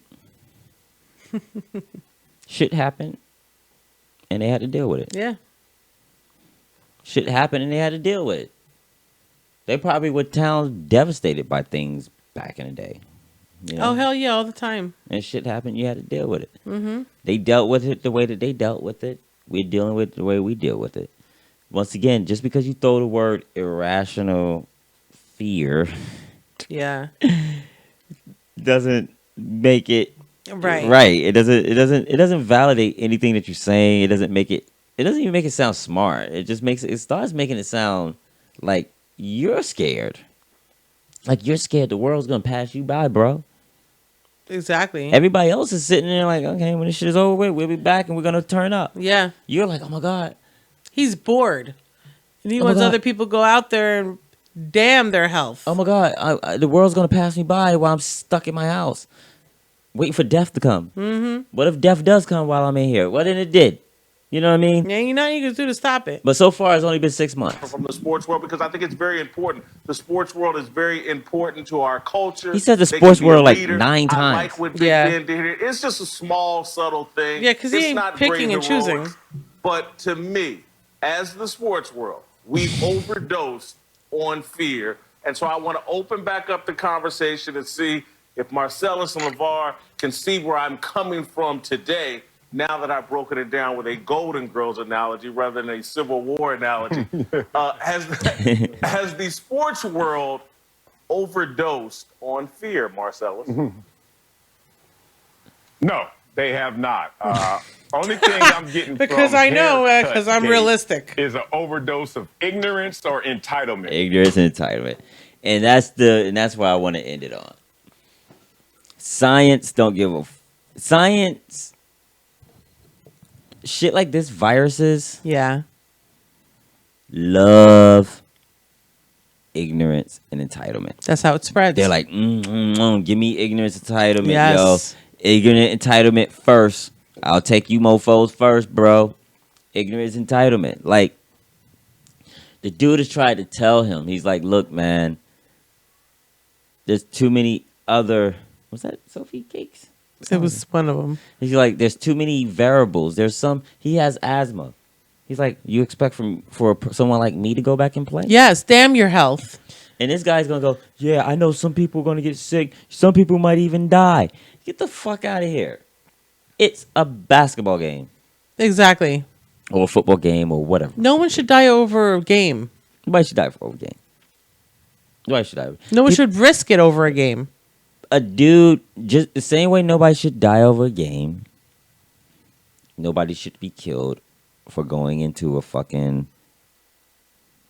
under construction home, or because they didn't want to stop for two random white guys, or because a cop wanted to arrest him and he didn't do his job to protect and serve. He decided to kill. Or because he just wanted a lady to put on a fucking leash. You know what I'm saying? Yep. On her dog. Or because the dog just wanted the bitch to let her the fuck go and not choke him the fuck out. Argue with this nigga all you want. Just don't choke me the fuck out. Oh my gosh. That's just it. Like ignorance and entitlement is what's being promoted. Empathy is being frowned upon. Now they're smiling and laughing at people they're trying to shame people who want to wear masks, and they're trying to shame people who are pro lockdown. And the people who are pro lockdown, most are the medical world.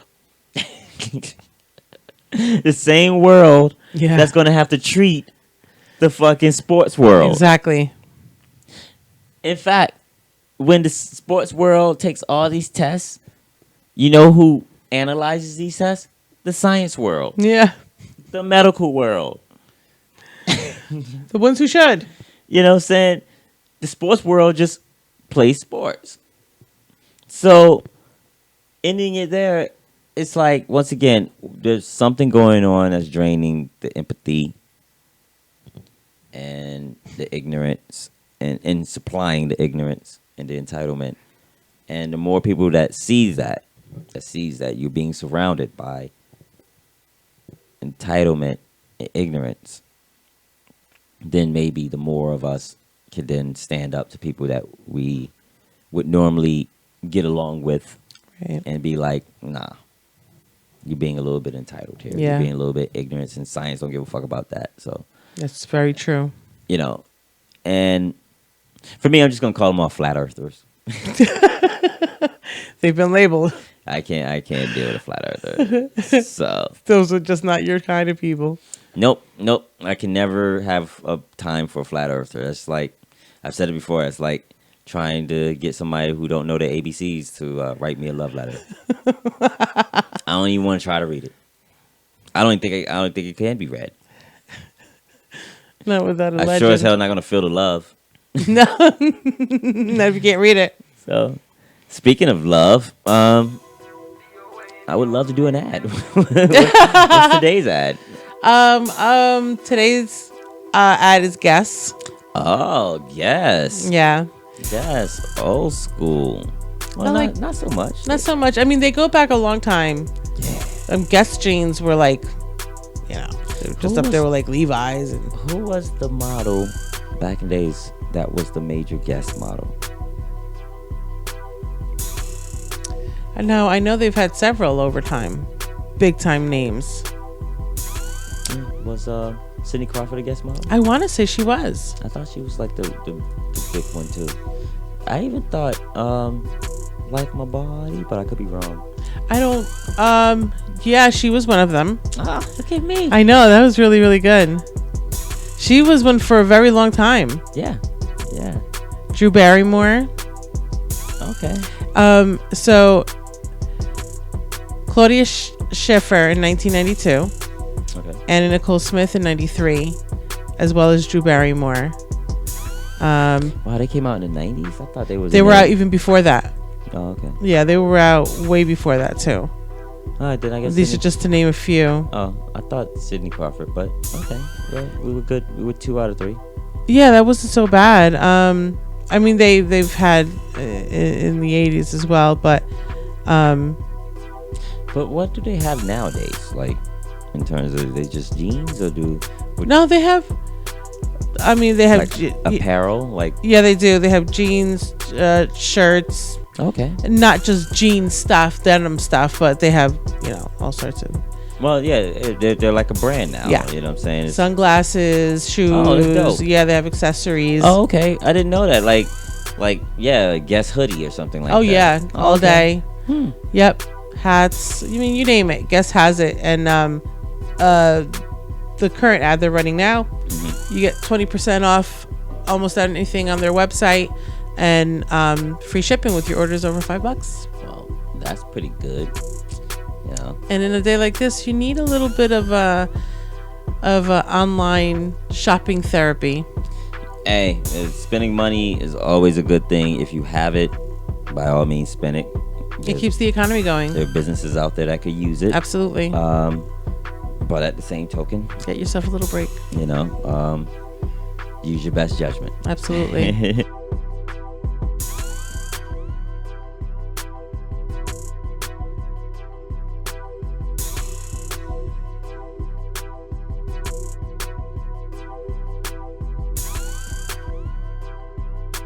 Absolutely. So this is a good way to stay safe. So with that, folks, that is another one in the can. This one was a late one. We started late, but we got through it. Always. And I didn't get through all the information that I wanted. I definitely didn't play all the clips that I had. But there was a few things that I'm like definitely had some stuff to grind my gear. So our next episode is going to be nice and packed, I think. But I hope something fun happens in the next couple of weeks. Me too. We need it. Yeah, we really do need some good vibrations. I agree. And I don't know. I'm not ready to give up on people yet. But I was telling But it's been tough. Yeah, I was telling people at the vet clinic that it's almost like I can only deal with 20 people in my life at any given time. And I don't mean 20 people at the same time, meaning I can only 20 people collectively. 20 people collectively that I know, interact, see, or whatever. So if I went to the mall today and I saw more than 20 people, then I probably can't hang out with my friends or anything that day because I've already been around way too many people today. Or on a different note, if I get a call from my kids today, that's 3, 4, and then I went to work, that's another 10, 15. At that point, if my friends tried to call me, it's like I've already dealt with 20 people today. And sometimes I can even say 20 people in a week, to be honest. It's not really a time period, it's however I feel. And you might be in that 20 today and then fall out of it like tomorrow, and then I replaced you with somebody else. You're like, yo, can I get back into 20? Like, nah, there's a limit. I replaced you as 20 occupancy, and cannot exceed 20. I replaced you with somebody I met yesterday. You're gonna have to wait till he pissed me off. And then maybe we can start slow after that. That's it. You're out of the 20. You're fired. It's now 10. I think it is 10, to be honest.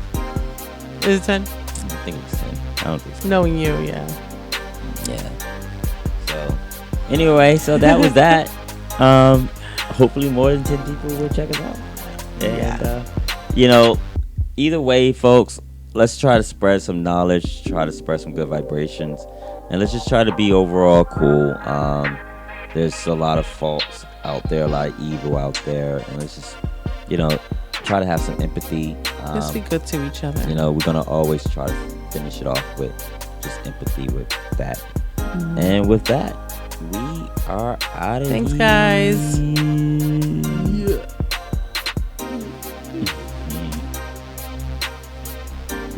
that's that.